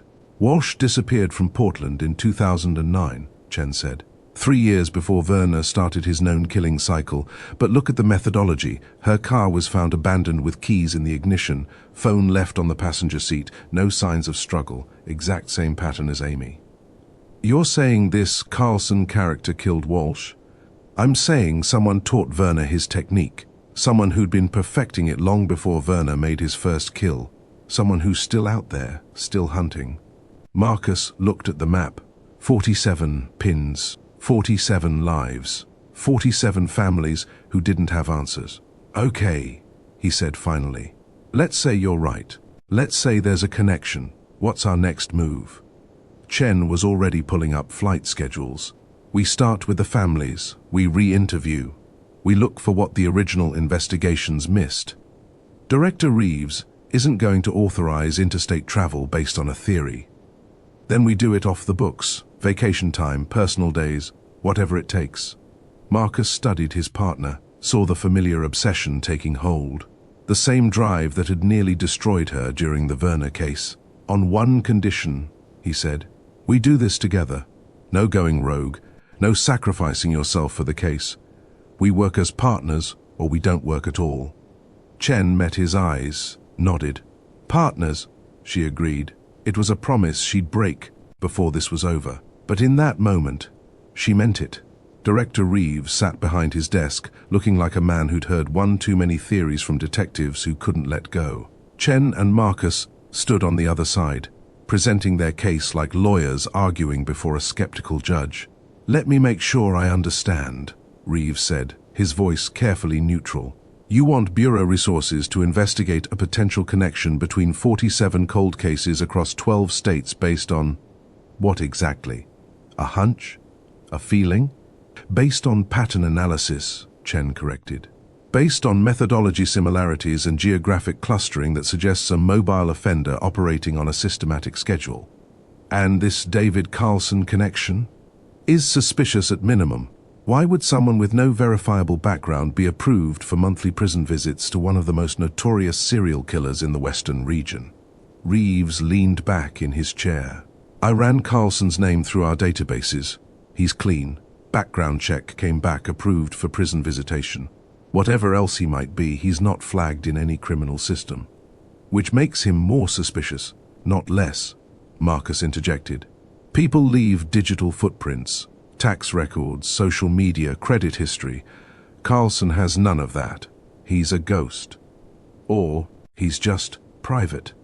Chen pulled out the Jennifer Walsh file, set it on Reeves's desk. Walsh disappeared 3 years before Werner's first known victim. Same methodology, same victim profile. Her case was in Portland. Carlson listed Portland as his city of residence when he first registered as a prison visitor. Reeves opened the file, scanned it. His expression didn't change, but Chen saw something shift in his eyes. Recognition, the same instinct that made good investigators great ones. "Even if I believed you," Reeves said slowly, "the budget isn't there. We're stretched thin on active cases. I can't authorize interstate travel for theoretical connections." "Then authorize it as follow-up on the Werner investigation," Chen pressed. "He mentioned a mentor in his journals. That's an unresolved lead. Standard procedure would be to run it down." "Standard procedure would have been to run it down 2 years ago. We were focused on conviction, on making sure Werner never walked free. Now we're focused on finding out if there are more victims." Reeves was silent for a long moment. Chen could see him calculating, weighing departmental politics against investigative integrity, wondering if this was Chen's obsession or legitimate police work. "Vacation time," he finally said. "You want to chase this, you do it on your own dime. I can't stop you from visiting families on your personal time, can't stop you from asking questions, but you go as private citizens, not federal agents, no badges, no official authority, clear?" "Crystal," Chen said. "And Chen, if this goes sideways, if you end up in a situation that requires Bureau intervention, I will personally see to it that you're transferred to the most boring desk job I can find. Understood?" "Yes, sir." They left the office, walked in silence to the elevator. Once the doors closed, Marcus turned to her. "He basically just gave us permission to go rogue. He gave us permission to use vacation time. Same thing with you." Chen didn't argue. He wasn't wrong. She pulled out her phone, started booking flights. First stop, Boise, Idaho. Jenna Parker's family. The disappearance that had happened 4 months ago. Fresh enough that memories would still be clear. Recent enough that if Carlson was their suspect, he might still be in the area. "When do we leave?" Marcus asked. "Tomorrow morning. 6 a.m. flight." "Of course it is." Madison Parker's house was the kind of place that screamed normal. Toys scattered in the front yard. Minivan in the driveway. Halloween decorations still up even though it was mid-November. The kind of house where tragedy felt like an invasion rather than an inevitability. Madison answered the door, holding a toddler on her hip. She looked exhausted. The kind of tired that came from months of unanswered questions and sleepless nights. "Miss Parker, I'm Sarah Chen. This is Marcus Webb. We spoke on the phone about your sister." Madison's expression tightened. "You said you might have information about Jenna." "We're investigating a potential connection between several disappearances," Chen said carefully. "May we come in?" The living room was organized chaos. Children's books stacked on the coffee table. photos covering every available wall space. Chen's eyes were drawn to them immediately. Jenna at graduations, Jenna with family, Jenna holding Madison's children, a life frozen in photographs, just like Amy. The police said there were no leads, Madison said, settling the toddler into a playpen. That Jenna just vanished. Car found at the trailhead where she liked to photograph wildlife. Keys gone, phone gone, no signs of struggle. Your sister was interested in photography? Chen asked. Obsessed with it. She was a photography major at Boise State, graduated 2 years ago but kept taking workshops and classes. Said she wanted to go professional eventually. Wildlife photography mostly, landscapes. Marcus pulled out his notebook. Do you remember the names of any instructors? Anyone she mentioned working with? Madison moved to a shelf, pulled down a photo album. She kept everything. Class rosters, workshop schedules, contact information for other photographers she met. She flipped through pages. Chen watched over her shoulder. Images of Jenna at various photo shoots, at gallery openings, at workshops in beautiful outdoor locations. And then Madison stopped on a page. She was really excited about this one. A guest lecturer who came through the university. He did a 3-day intensive on portrait photography and psychological composition, whatever that means. Chen's pulse quickened. Do you remember his name? Something Carlson? Carter? She talked about him for weeks after, said he was brilliant, that he saw photography as a form of preservation rather than just documentation. Marcus and Chen exchanged a glance. Did she stay in contact with him? Marcus asked. I think so. She mentioned meeting him for coffee a few times, said he was helping her develop her portfolio, giving her feedback on her work. Madison closed the album. Tears streaked down her face. The last time I talked to her, she said she was meeting someone at the trailhead, someone who wanted to show her some locations for a project. She wouldn't say who, said it was a surprise, said if it worked out, it could be her big break. Chen felt the familiar weight of recognition, the same pattern, the same trust that turned into a trap. Did Jenna ever mention where this guest lecturer was from? Chen asked gently. Portland, I think. He traveled a lot for his work. International photographer or something. She showed me his website once, but I can't remember the name. David Carlson? Chen offered. Madison's face went pale. Yes, that's it. How did you know? The hotel room had been transformed into a temporary command center. Chen's laptop. Open. Files spread across both beds. Marcus on his phone with the FBI database team in Quantico, while Chen pulled up every David Carlson she could find online. Dozens of them. Accountants, lawyers, teachers, retirees, but only one photographer. The website was minimalist, professional, the kind of portfolio that spoke to serious money and serious talent. Black and white landscapes, portraits that captured something raw and honest. Gallery showings in Seattle, Portland, Denver, Phoenix. Look at this, Chen said, pulling up the biography page. International photographer specializing in portraiture and environmental documentation. Guest lecturer at various universities, workshop instructor. He's literally traveling to every city where women have disappeared. Marcus ended his call. Database team confirmed the timeline. Carlson gave a workshop in Portland 2 weeks before Jennifer Walsh disappeared in 2009. He was in Seattle doing a gallery showing the month before the Riverside Stranglers' first victim. Guest lectured at University of Washington, Arizona State, University of Denver, all within weeks of disappearances. Chen pulled up a calendar, started mapping dates. Her hands moved quickly, marking lecture dates against disappearance dates. The pattern was undeniable. He's not just visiting these cities, Chen said.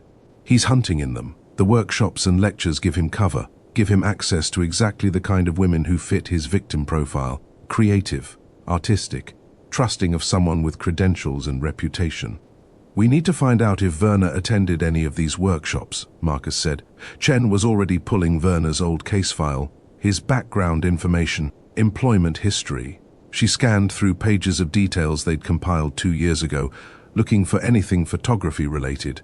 And there it was. 2010, Chen read aloud. Werner attended a weekend workshop in Portland. Advanced portrait photography. Capturing Truth. Instructor, David Carlson. The room fell silent. So Werner wasn't lying, Marcus said finally. Carlson was his mentor, taught him photography and probably taught him how to hunt. Chen's mind raced through implications. If Carlson had been active since at least 2009, possibly earlier, how many victims were out there? How many families had no idea their missing daughters were connected to a traveling photographer who taught people how to see the world through a lens? We need to go back to Werner, Chen said. Push him harder about Carlson. Find out where he operates from, where he takes the women, where he... Sarah, Marcus's voice was sharp. Look at this. He'd pulled up the disappearance timeline, cross-referenced it with Carlson's website schedule. Last known disappearance was Phoenix, 5 months ago. Carlson's website shows his last workshop was Phoenix, 6 months ago. Since then, nothing. No new lectures, no gallery showings. His website hasn't been updated. Chen felt cold understanding wash over her. He's in selection phase, looking for his next hunting ground. Marcus pulled up Carlson's historical pattern. Based on his previous cycles, he moves every 4 to 6 months. Phoenix was 5 months ago, which means he's due. And based on geographic progression. He traced a line on the map. Portland, Seattle, Boise, Salt Lake City, Denver, Phoenix. The pattern moved roughly north to south, east to west, covering major western cities in a systematic sweep. Denver or Salt Lake City, Chen said. He's in one of those cities right now, setting up, establishing credibility, looking for his next victim. Or he's already found her, Marcus said quietly. Chen stood, paced, the familiar energy of a case breaking open mixed with the terror of knowing another woman was in danger. We need to warn them, she said. Contact universities in both cities. Alert local law enforcement. Get Carlson's photo out there. Based on what evidence? A theory? A pattern we can't prove? Every law enforcement agency gets a dozen theories a week about serial killers operating in their jurisdiction. Without hard evidence, without bodies, they'll file our report and forget about it. Chen knew he was right, knew that warning without proof would accomplish nothing except alerting Carlson that someone was onto him. Then we need to make ourselves the target, she said. Marcus's expression went cold. Absolutely not. I fit the profile, brunette, connected to art through my work. If we set up in one of those cities, make me visible, you're talking about making yourself bait for a serial killer. I'm talking about saving whoever his next victim is going to be. By becoming his next victim? By controlling the situation instead of reacting to it. Thomas Werner looked older. Prison had carved lines into his face that hadn't been there 2 years ago. But his eyes held the same intelligence, the same disturbing clarity that made him more frightening than the overtly violent inmates surrounding him. He smiled when Chen sat down across from him in the interview room. Detective Chen, he said. Or should I say Agent Chen now? I heard about your promotion. FBI, Behavioral Analysis Unit. How prestigious. This isn't a social call, Werner. Of course not. You only visit when you need something. How's your mother, by the way? Grace, such a lovely woman. I hope she's sleeping better these days. Chen forced herself not to react. Didn't give him the satisfaction of seeing her flinch at the mention of her mother's name.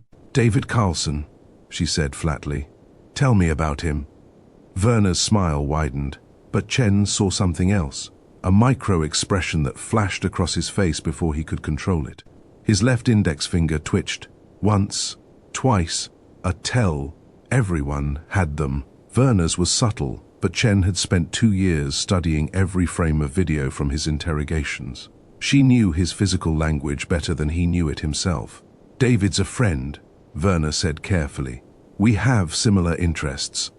Photography, among other things. He visits you monthly, has since 6 months after your incarceration. Why? Werner leaned back in his chair. The orange jumpsuit made him look diminished, less threatening than he'd been in the wild. But Chen knew better. Predators didn't stop being dangerous just because they were caged. We discuss art, Werner said. Technique, composition, the philosophy of preservation. David understands things most people don't. He sees the world the way I see it. As hunting grounds filled with potential victims, as moments waiting to be captured, preserved, made eternal. Chen pulled out a photograph. Jennifer Walsh. The Portland disappearance from 2009. She slid it across the table. Did David preserve her? Werner's finger twitched again. 3 times. Rapid succession. He was losing control of the tell, getting agitated. I don't know what you're talking about. Portland, 2010. You attended a workshop, advanced portrait photography. Instructor, David Carlson. That's where you met, isn't it? That's where he taught you. Werner's smile finally faded. You've been doing research. I've been doing my job, which is finding out how many women you and your mentor have killed. Mentor. Werner tasted the word. Such a clinical term. David isn't my mentor, he's more like a colleague. Someone who understood the art form before I did, who refined it, perfected it. What I did was amateur compared to his work. Chen felt her pulse quicken. This was the first time Werner had admitted Carlson's involvement, the first crack in the facade. Where does he take them? She asked. That would be telling. How many has he killed? You should ask him yourself. Oh wait, you can't find him, can you? David's very good at being invisible. It's part of his art. The photographer who never gets photographed, the observer who's never observed. He visits you every month, talks to you. You know where he is. Werner leaned forward, his eyes locked on Chen's with an intensity that made her skin crawl. What would you give me, he asked softly, for that information? What would you trade to find the man who's been hunting for 15 years, who's refined his technique to such perfection that he's never left a single piece of physical evidence? Who chooses his victims so carefully that no one even realizes they're connected? I'm not negotiating with you. Then you'll never find him. David will keep working, keep preserving, keep creating his art while you chase shadows and arrive too late to save anyone. Chen stood. I found you. I'll find him. You didn't find me, Agent Chen. I let you find me. I wanted to be caught, wanted the recognition, wanted the world to see my work. David has no such needs. He's content to work in obscurity, to perfect his craft without audience or acclaim. That's what makes him truly dangerous. Werner's finger twitched one final time. But I'll give you this, one piece of advice. Professional courtesy between hunters. David doesn't choose randomly. He finds women who remind him of someone he lost a long time ago. Find out who she was, and you'll understand who he's looking for. You might even save the next one. Before he kills her, or after. That depends entirely on how fast you work. The drive back from the prison was silent for the first 30 miles. Chen stared out the window while Marcus processed what they'd learned. Finally, he spoke. Werner just confirmed Carlson's a serial killer. That's enough for a warrant. Enough to put out an APB. Based on the confession of a convicted murderer who'd say anything to stay relevant, any defense attorney would shred that in 5 seconds. So, what do we do? Chen pulled out her laptop, started searching. Werner said Carlson chooses women who remind him of someone he lost. We find out who that is, we find out his victim profile. We find out his profile, we find out where he's hunting. She pulled up everything she could find on David Carlson, the sparse biography on his website, a few articles about gallery showings, reviews of his work that praised his ability to capture the essential truth of his subjects. Nothing about his personal life, nothing about family or relationships or the woman he supposedly lost. Guy's a ghost, Marcus muttered. No social media, no interviews beyond basic artist statements, no profiles in photography magazines beyond his work. Chen tried a different approach, pulled up the workshop from 2010, the one Werner had attended, found the registration information that had been subpoenaed during Werner's trial. 23 attendees. Werner had been one of them. The others were mostly hobbyists, art students, amateur photographers looking to improve their skills. But one name stood out. Rebecca Carlson, listed as Carlson's assistant, helped with registration and technical setup. Chen ran the name. Found an obituary from 2008. Rebecca Carlson, 28 years old. Died in a car accident outside Portland. Survived by her husband, David Carlson. That's it, Chen said. That's who he lost. His wife. She died 2 years before the first known disappearance. She pulled up Rebecca's photo from the obituary. Brunette, late 20s, artistic features, the kind of face that suggested intelligence and creativity. Then she pulled up photos of the missing women, Jennifer Walsh, Jenna Parker, the others they'd identified. The similarity wasn't exact, but it was there. Something in the eyes, the expression, the sense of creative spirit captured in photographs taken before they vanished. He's been trying to replace her, Marcus said. 15 years of hunting for women who remind him of his dead wife. Not replace, Chen corrected. Preserve.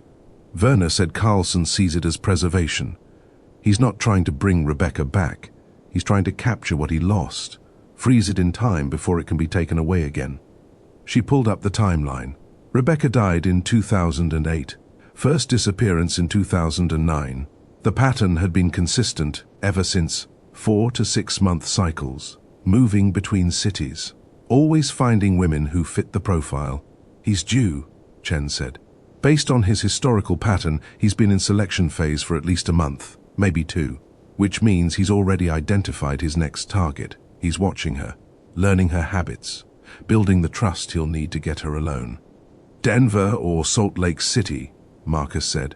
Those are the logical next locations based on his geographic pattern. We need to check recent workshop registrations, guest lecturer appearances at universities, anywhere Carlson might have established presence in the last few months. Marcus was already making calls. Chen continued searching, looking for the digital footprint of a man who'd spent 15 years learning how to leave none, and hoping they'd find him before another woman vanished into the darkness he'd perfected. The plan was insane. Marcus said so 17 times during the drive back to Quantico. Said it again when they presented the idea to Director Reeves. Said it one final time when Reeves actually approved it. You want to use yourself as bait, Reeves said, his tone making it clear this wasn't a question, but a clarification of the absolutely unhinged proposal Chen had just made. I fit the profile, Chen explained. Brunette, late 20s to mid-30s, connected to art through criminal profiling and behavioral analysis. If we establish presence in Denver, make me visible at photography exhibitions, art galleries, continuing education workshops. You become a target for a serial killer who's successfully evaded detection for 15 years. We become proactive instead of reactive. We control the situation instead of waiting for another woman to disappear. Marcus jumped in. It's a suicide mission. Carlson isn't Werner. He doesn't want recognition. He won't make mistakes because he's showing off. He's perfected his technique over a decade and a half. If he identifies Chen as a threat instead of a target, he won't, Chen interrupted. Because I won't be a federal agent in Denver. I'll be Sarah Mitchell, art therapist, recently relocated from Portland, looking to expand my photography skills. Different name, different background, different everything except the physical profile that matches what he's looking for. Reeves studied her. You've thought this through.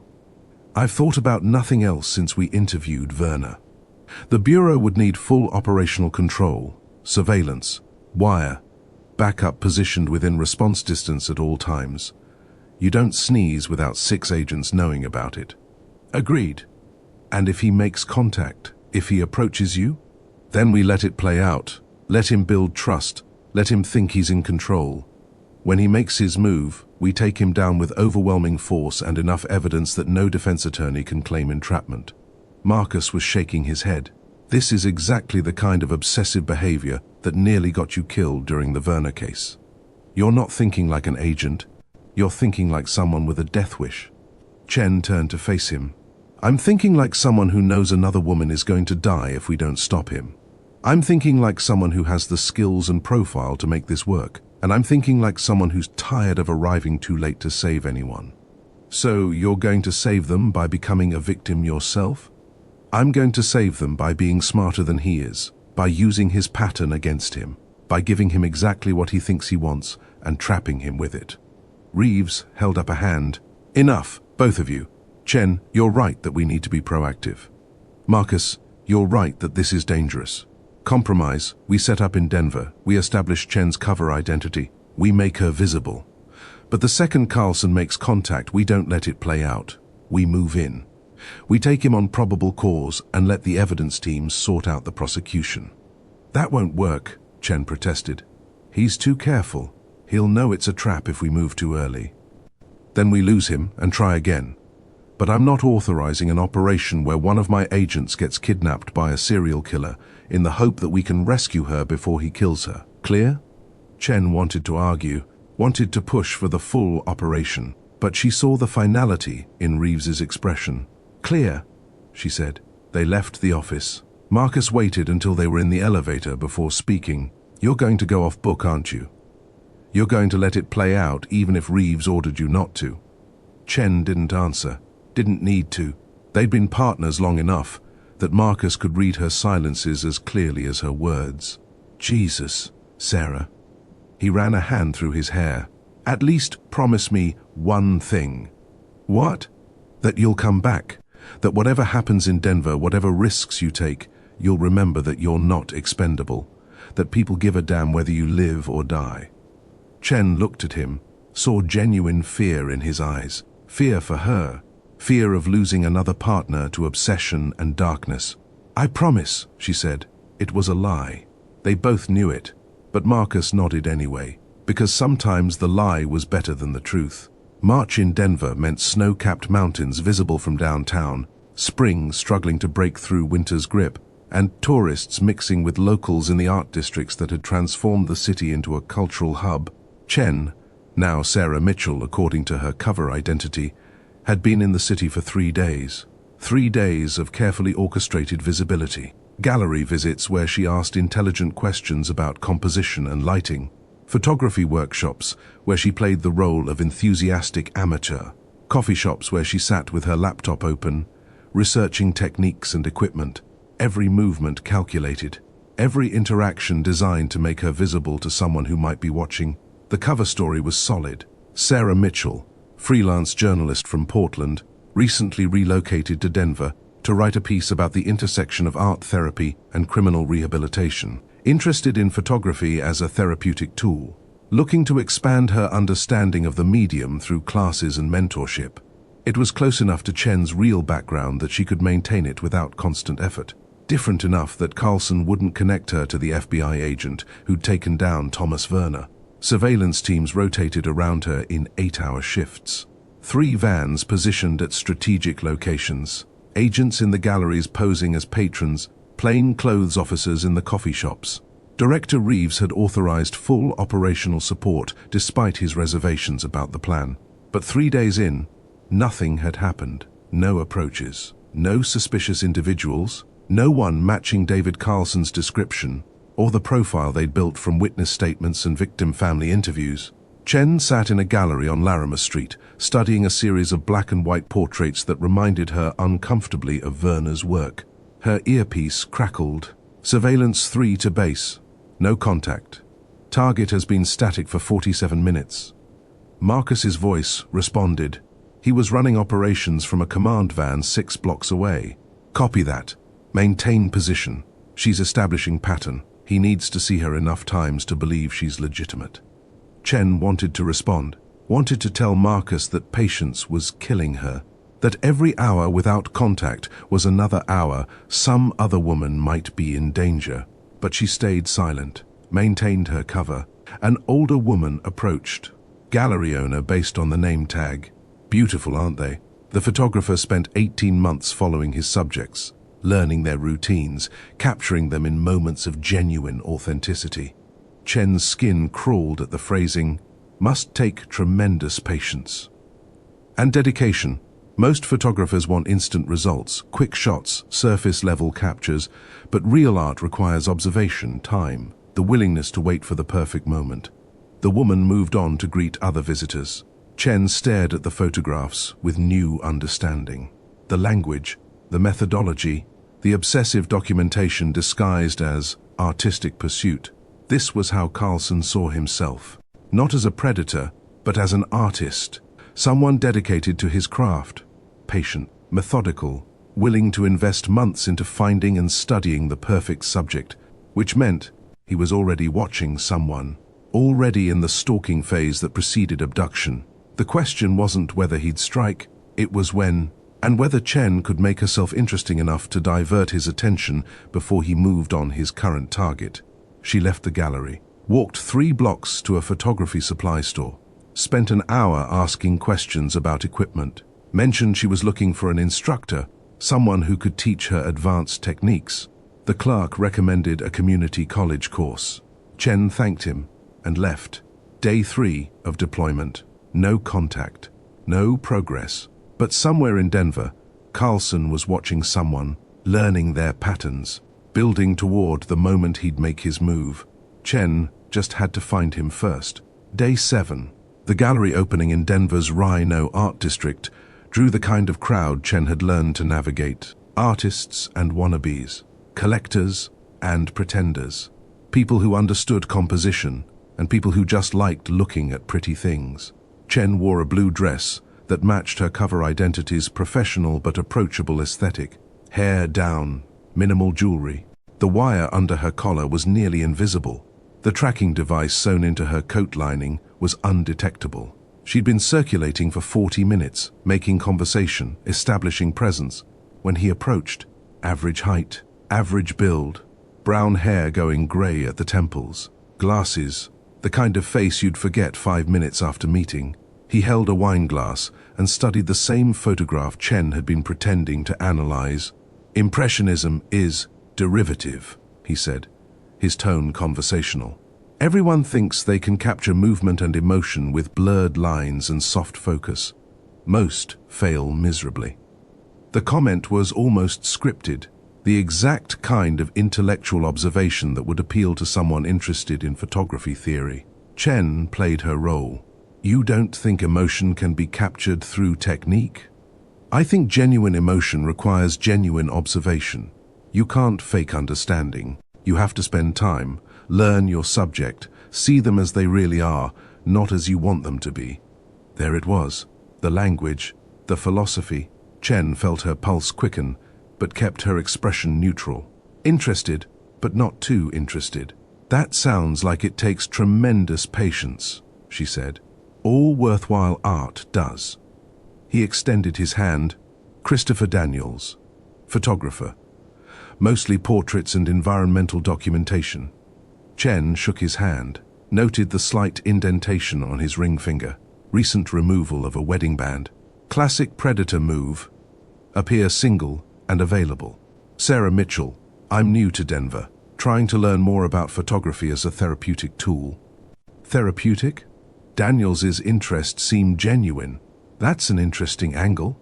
I write about criminal rehabilitation, art therapy programs in correctional facilities.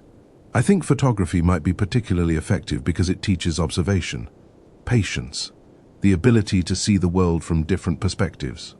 She was feeding him exactly what he wanted to hear. Validation of his worldview, confirmation that photography was more than a hobby. It was a lens through which to understand human nature. Daniels smiled. I teach workshops occasionally, small groups, intensive focus on technique and philosophy. You might find it interesting. I'd love that. Do you have a card? He pulled one from his jacket. Simple design. Christopher Daniels, photographer.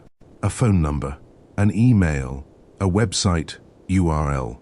Actually, Daniels continued, if you're serious about learning, I'm working on a project right now. Portrait series. I could show you my process. My studio is in low-do, converted warehouse space, very private, very conducive to focused work. Every alarm in Chen's head went off.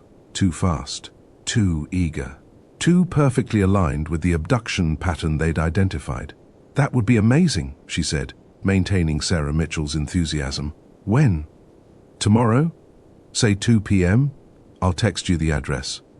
He was already typing her number into his phone as she recited it. The number was FBI monitored. Every call and text would be logged and analyzed. I should warn you, Daniel said, his tone shifting slightly. My work focuses on preservation, capturing moments before they're lost.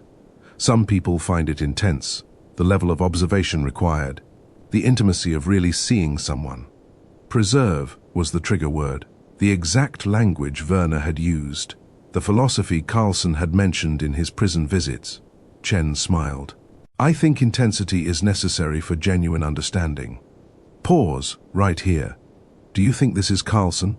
Is Christopher Daniels the killer Chen's been hunting? Drop a yes or no in the comments right now. And if you haven't subscribed yet, do it now, because what happens next is going to blow your mind. Daniels handed her his card. Their fingers touched briefly. His hands were cold. Tomorrow then, he said. I think you're going to be perfect for what I have in mind. He disappeared into the crowd before Chen could respond. She waited 30 seconds, then touched her earpiece. Did you get all that? Marcus's voice came through immediately. Every word. Running Christopher Daniels through databases now. Address comes through on text. We'll have full surveillance operational before you arrive. Chen looked at the business card. Simple, professional, completely ordinary. But her instincts screamed that Christopher Daniels was anything but ordinary. Tomorrow at 2 p.m., she'd find out if she was right. The address came through at 11 p.m. A converted warehouse in Lodu, exactly as Daniels had described.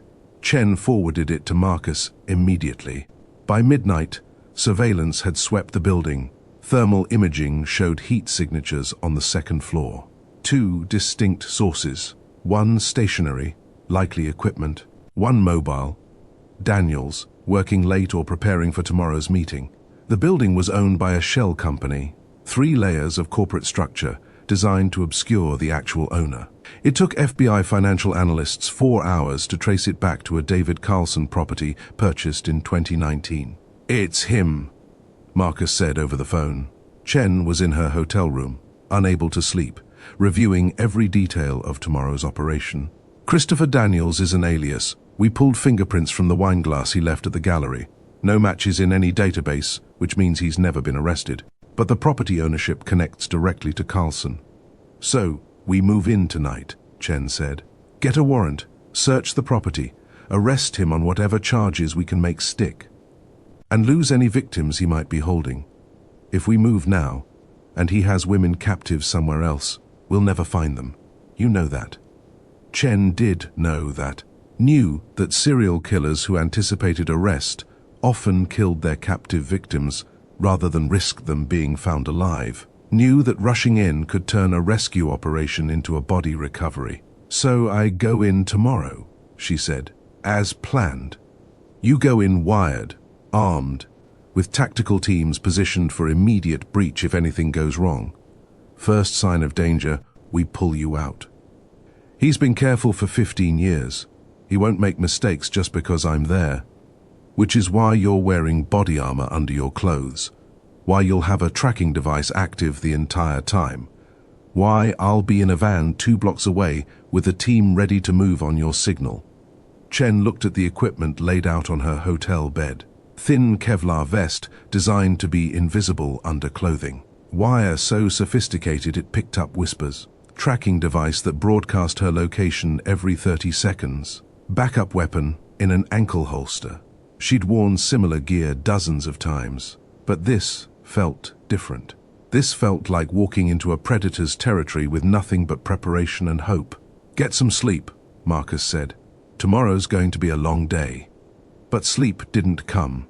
Chen spent the night reviewing everything they knew about Carlson. His pattern, his methodology, his obsession with preservation, and the wife he'd lost. At 1 p.m. the next day, she dressed in layers that hid the body armor, checked the wire 3 times, confirmed the tracking device was broadcasting, slid the backup weapon into her ankle holster, and covered it with boots. She looked at herself in the mirror. Sarah Mitchell looked back, nervous, excited, exactly like a journalist interested in learning about photography. Not like an FBI agent walking into a serial killer's lair. The warehouse was industrial, brick exterior, loading dock, windows on the upper floors that had been painted over or boarded from inside. The front door was unlocked. Chen pushed it open, stepped into a dim hallway that smelled of concrete and old paint. Stairs led upward, 2nd floor, where Daniels had said his studio was located, where the heat signatures had indicated someone was waiting. Chen started climbing. Each step echoed in the empty building. Her hand instinctively moved toward her weapon, then stopped. Too early. Had to maintain cover. At the top of the stairs, A hallway stretched ahead. Single door at the end, slightly open, light spilling through. Chen walked toward it, every sense alert, every muscle ready. She pushed the door open and stepped inside, and stopped breathing. The studio was vast, exposed brick walls, industrial lighting, photography equipment positioned throughout the space, cameras on tripods, lighting rigs, backdrop screens, but it was the photographs covering every available wall space that made Chen's blood run cold. Thousands of them, all of the same woman, different locations, different times of day, different activities, but always the same subject. Grocery shopping, walking her dog, sitting in coffee shops, getting into her car, leaving her apartment, at the gym, at work, at restaurants with friends. 18 months of documentation, 18 months of stalking captured in obsessive detail. The woman was brunette, late 20s, the kind of face that suggested creativity and intelligence. She looked nothing like Rebecca Carlson, but she fit the profile, the type Carlson hunted. She's quite beautiful, don't you think? Chen spun. Christopher Daniels emerged from a side room she hadn't noticed. He wore casual clothes, held a camera. His expression was calm, proud even. "This is my current project," he continued, gesturing to the photographs. 18 months of observation, learning her patterns, understanding her essence.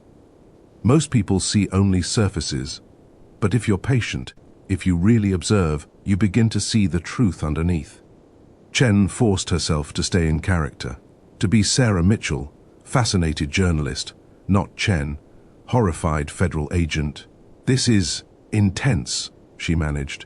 "Intensity is necessary for genuine art. You said so yourself last night. You understand that truth requires commitment, dedication, the willingness to invest time in really seeing your subject." Chen moved closer to the photographs, looking for anything that might identify the woman. A street sign, a business name, anything that could help them locate her before Daniels made his move. "Does she know?" Chen asked. "That you're documenting her?" Daniels smiled. "That would ruin the authenticity. People perform when they know they're being observed. They present the version of themselves they want the world to see. But when they think they're alone, when they believe no one is watching, that's when you see who they really are." "Where is she now?" The question came out too sharp, too direct.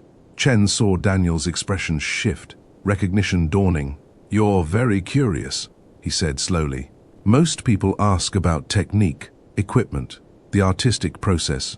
But you're asking about her, about where she is. Why is that, Sarah?" Chen's hand moved toward her weapon. Not obvious, just a subtle shift in position. Daniels noticed. His smile widened. "Or should I say, Agent Chen? Yes, I know who you are. Did you really think Thomas wouldn't warn me? We've been friends for 5 years. He visits every month, tells me everything about his conversations, including the one where you and your partner asked about me." The gun appeared in his hand before Chen could draw her own, pointed directly at her chest. "Thomas told me everything," Daniels said. "About your sister, about your mother, about your obsessive need to catch monsters. He said you'd come for me eventually, said you'd make yourself bait." He was quite amused by the predictability. Chen's mind raced. The wire was broadcasting. Marcus would have heard everything. Tactical was probably already moving. She just had to survive until they arrived. "Where is she?" Chen asked again, her voice steady despite the gun aimed at her heart. "The woman in the photographs, where are you keeping her?" Daniels' smile never wavered. "That depends.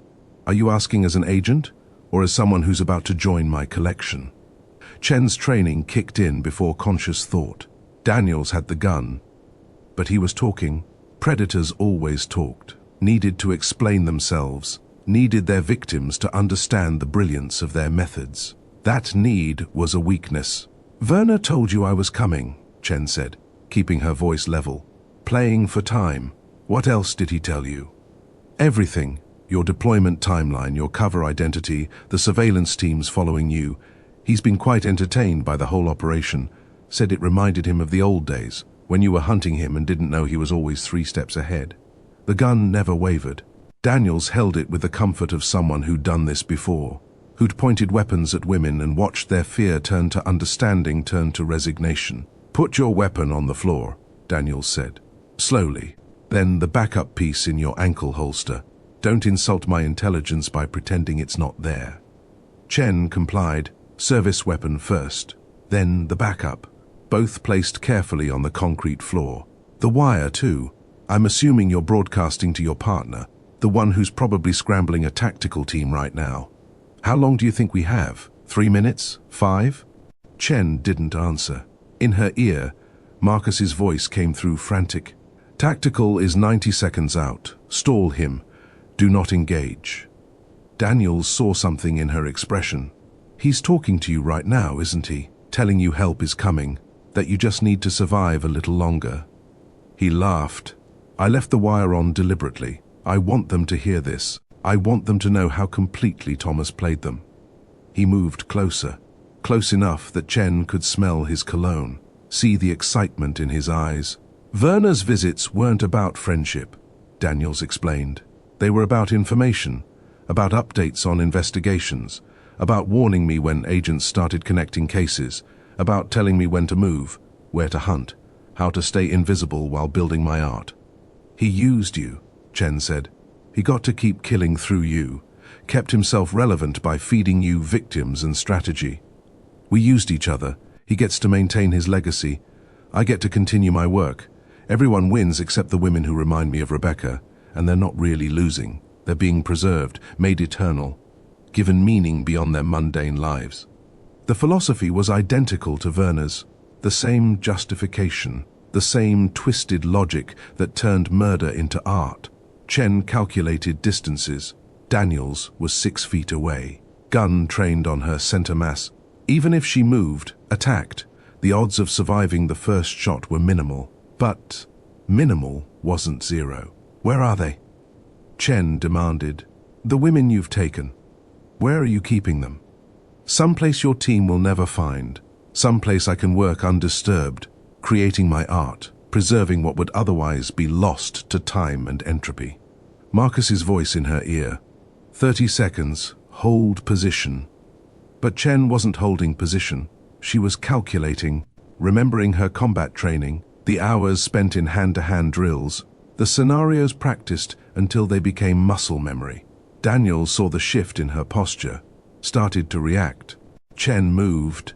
She struck his gun hand with her right forearm. Deflecting, not grabbing. Grabbing got you killed. Deflecting created openings. The gun discharged. The shot went wide, hitting brick somewhere behind Chen's left shoulder. She drove her knee into his groin, followed with an elbow strike to his throat. Daniels staggered back, gasping, but maintained grip on the weapon.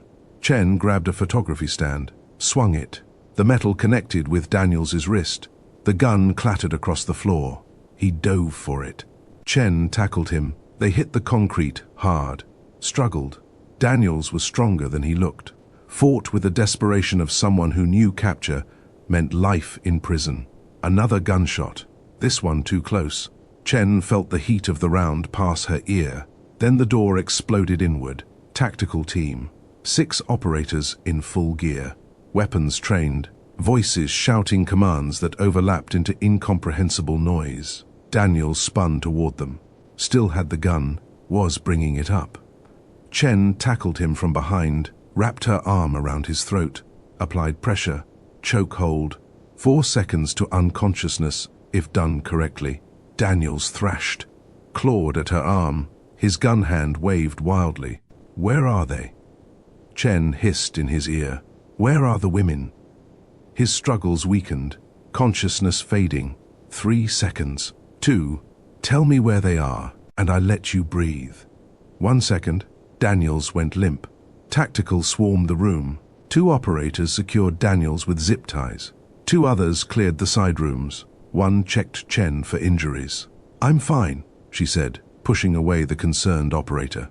Her hands were shaking. Adrenaline crash, hitting hard. "Search the building. He's holding women somewhere. He might have them here." Marcus burst through the door. His face was pale, shaken. He grabbed Chen's shoulders. looking her over like a parent checking an injured child. "You were supposed to wait," he said. "Tactical was 30 seconds out. You were supposed to—" He had a gun on me. Waiting wasn't an option. "You could have been killed." But I wasn't. The tactical team was already spreading through the warehouse, searching every room, every closet, every space large enough to hide a captive victim. Chen turned to Daniels. He was conscious now, breathing heavily, blood running from his nose, where it had connected with the concrete floor. His eyes held rage and something else, satisfaction. "Building's clear," one of the tactical operators reported. "No captives, no evidence of recent occupation beyond the main studio." Chen's stomach dropped. "He's holding them somewhere else." She knelt beside Daniels, got in his face. "Where are they? The women you've taken, where are you keeping them?" Daniels smiled through bloody teeth. "Lawyer. You don't get a lawyer until I decide you get a lawyer. Right now you're a national security threat. Suspected terrorist. I can hold you indefinitely without charges if I want to. But if you tell me where they are, if you help me save them, I can make deals. Reduce sentences. Make your life in prison less miserable than it's going to be." "Lawyer," Daniels repeated. Marcus pulled Chen aside. "We found his vehicle. Forensics is going through it now. We'll find something. A receipt, GPS history. Something that leads us to the holding location. That could take hours, days. Those women don't have that kind of time." Chen looked back at Daniels, saw the smugness in his expression, the certainty that he'd won, even in capture, that his secrets would die with him, unless he chose to share them. She made a decision. "Everyone out," Chen said. "Give me 5 minutes alone with him." "Chen," Marcus started. "5 minutes, that's all I need. You can watch on body cams, you can testify I never touched him, but I need everyone out, now."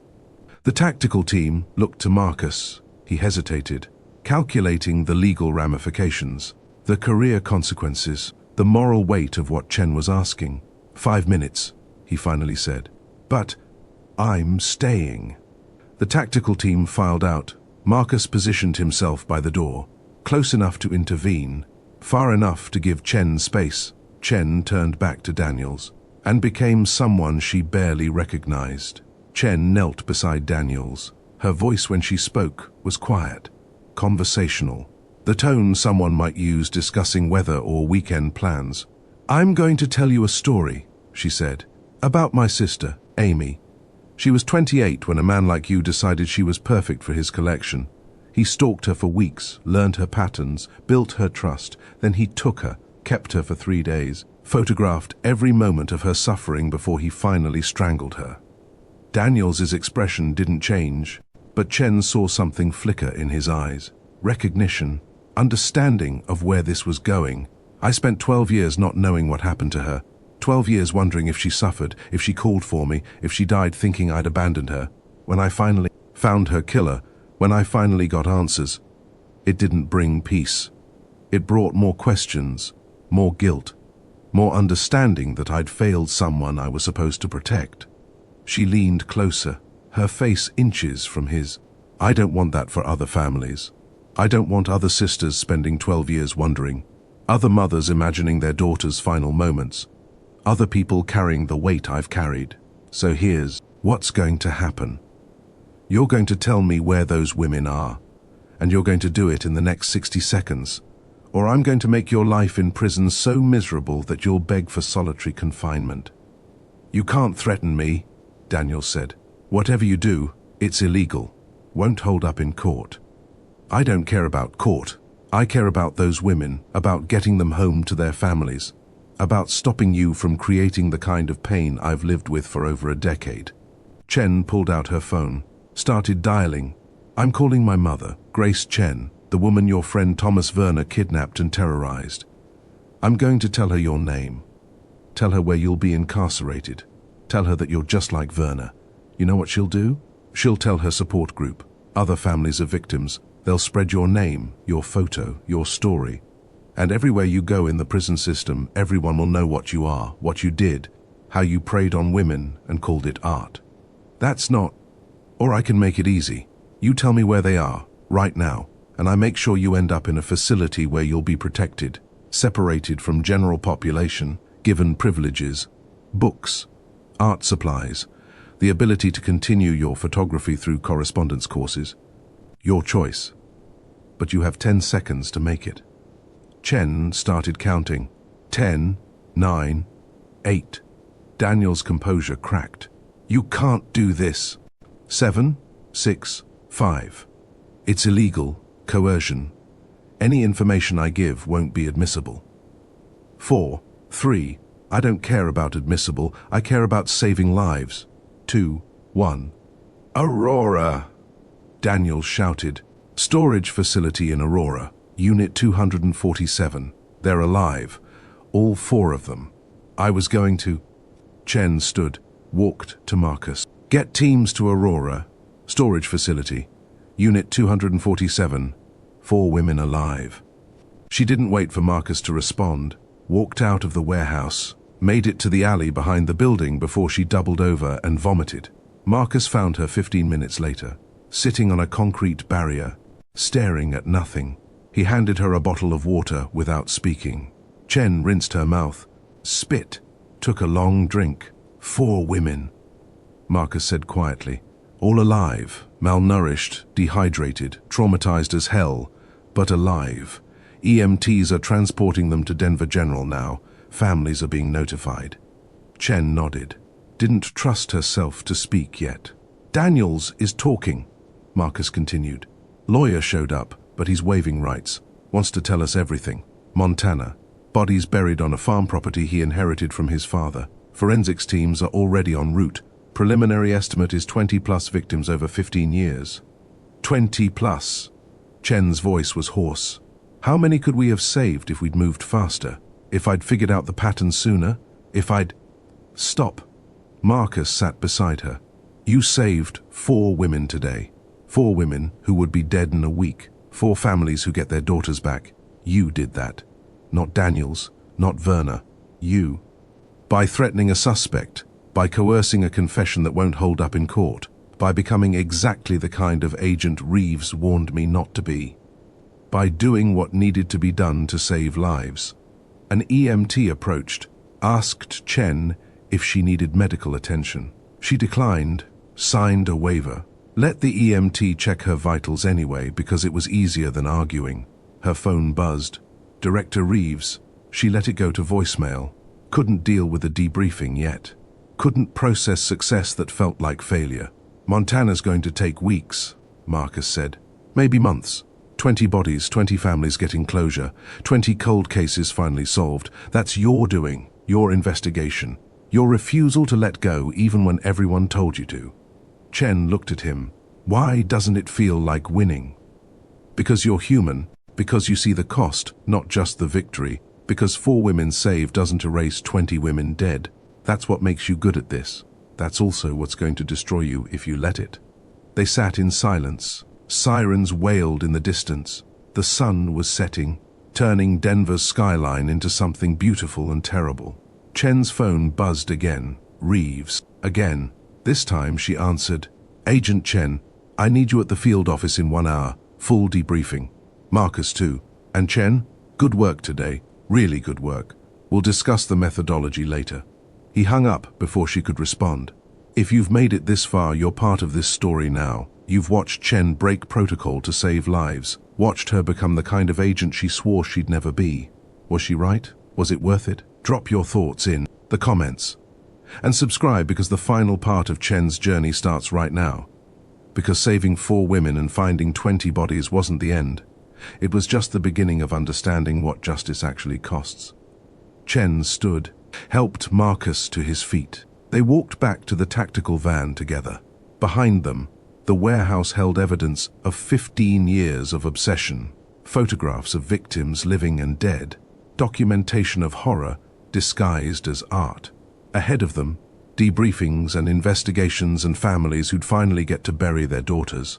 And somewhere in between, Chen tried to figure out if she was still the person she'd been when this started, or if the hunt had changed her into something else entirely. The debriefing lasted 3 hours. Chen sat across from Director Reeves and two internal affairs investigators, walking them through every moment of the Denver operation, every decision, every action, every word spoken to Christopher Daniels in that warehouse. Marcus corroborated her story, emphasized that the coerced confession had led directly to saving 4 lives, pointed out that Daniels had waived his rights and was cooperating fully, making the interrogation methodology a moot point.